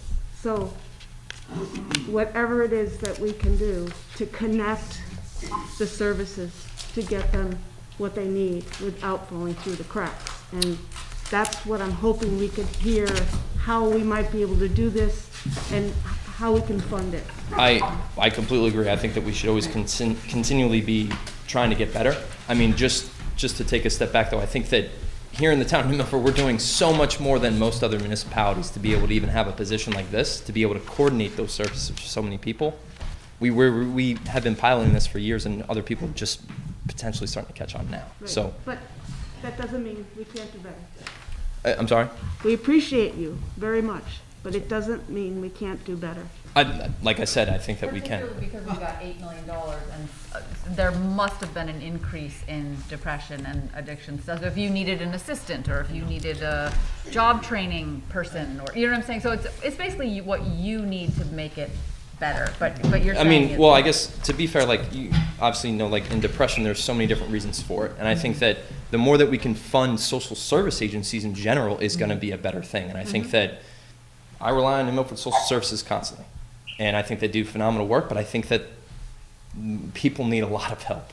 throughout the COVID pandemic. So I think that if we're going to be talking about helping people with all that, people get depressed with many different things.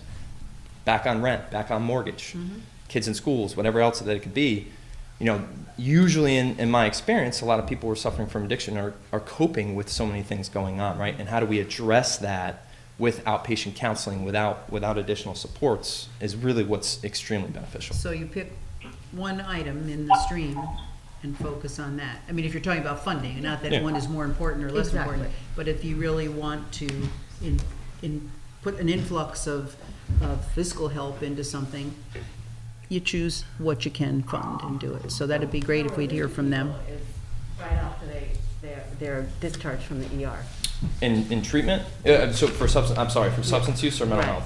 Substance abuse. So when they're leaving the emergency, so they get to the emergency department. There's no place for them to go. Sometimes, right, exactly, because this is where we're losing people. Because they only have, like, roughly, this is not an exact number, but let's just say a little less than 150 detox beds in the entire state. I know, I get that, I know that. So, like, I think that having more beds is helpful. I also think another gap is from detox to rehab. So Waterbury has a great program, and they just got a huge grant. I think it's called Waterbury Helping Hands, or Help Up. Are you familiar with that? Jennifer DeWitt, I know, works in Waterbury. I don't know You if should that was... familiarize yourself with that program, because they've made huge changes in Waterbury, and it's that immediate, you know, they're discharged from the ER, they're taken over, they're getting all the assistance they need immediately, and the temporary places to stay.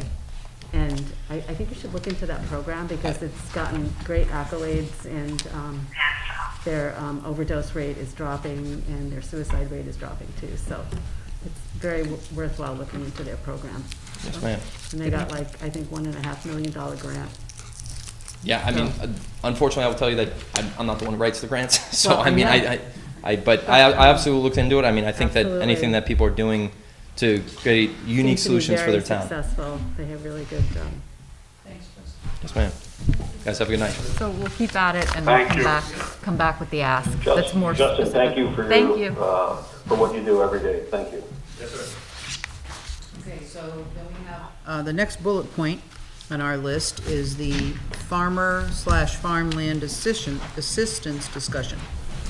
And this was brought up by one of our business owners here in New Milford about farmland and farmland assistance. And he had sent an email to all of the council. I'll make sure that's in the minutes. You have those for the minutes. I'm also going to be asking our farmland commission to get their input as well. Farmland As well as preservation. farmland preservation, as well as Good. some of our other farmers, to get a perspective from them, and ask a few of them to come to our next meeting as well. But I'd like to have this on the agenda for the next time and have more information. If anybody has any questions or anything that they'd like to see when this comes back on the next agenda for council, please feel free to email me or call me. Okay. We did already put some monies in for Sullivan Farms. We So did. I think it's always great to hear what they have in the works. Absolutely. As part of this. You know, even though you've already done something, that's a key player in this whole. Sure plan. is. And so if we can hear from them a little bit too, it might Absolutely. make the picture a little bigger. And I'm trying to get a couple of farmers, that not, gentry farmers, that this is kind of a part of Real town, but farmers. that this is their career, their business, and trying to get them to see what their needs are, like what they're looking, what could be Right. some of the headwinds that they have. Hopefully I can bring that back to you guys at the next meeting. Great. That would be great. Okay, great. So that brings us down to D, after all the bullet points. And this, I will make a motion that we approve the migration of funds to the Housatonic Health District, which would come from accounts to be determined by the Director of Finance, and put them into account 104-401-59901, and the amount would be $112,804.38. And Lisa's here if you have any questions for Lisa. Do we have a second? This Thank is- you, Al. thank you. Second. And this is our prorated amount to be part of the district for the 5 months to end us to the fiscal year, of which we will show a surplus differentiating, a small one, in the health line that is currently in our budget. Anybody have any questions? All those in favor? Aye. Opposed? Any abstentions? Thank you. So through the various changes in the numbers and the bullet points and the amendments, I think we're down to the bottom, Sal. Wait, I hate to say, Mayor's comment. Oh, my goodness. Oh, Mayor, I'm sorry. You know what I'll do in a sense of timing? I will go ahead and skip them for now. You have any highlights or anything you want to touch on? What's the skip on, Katie? Stop. Just No, for those just- that are just in that are case still there's watching something. tonight, tomorrow night, we have the beginning of our municipal budget, which I'll be presenting to you, the town council, and also the Board of Finance. And then you'll have until next week to look at the information that you have, and then we'll start our hearings, which will be joint, town council and Board of Finance. Motion to adjourn. So moved. All in favor? Aye. Opposed? Thank you, everyone. Thank you. Tomorrow night,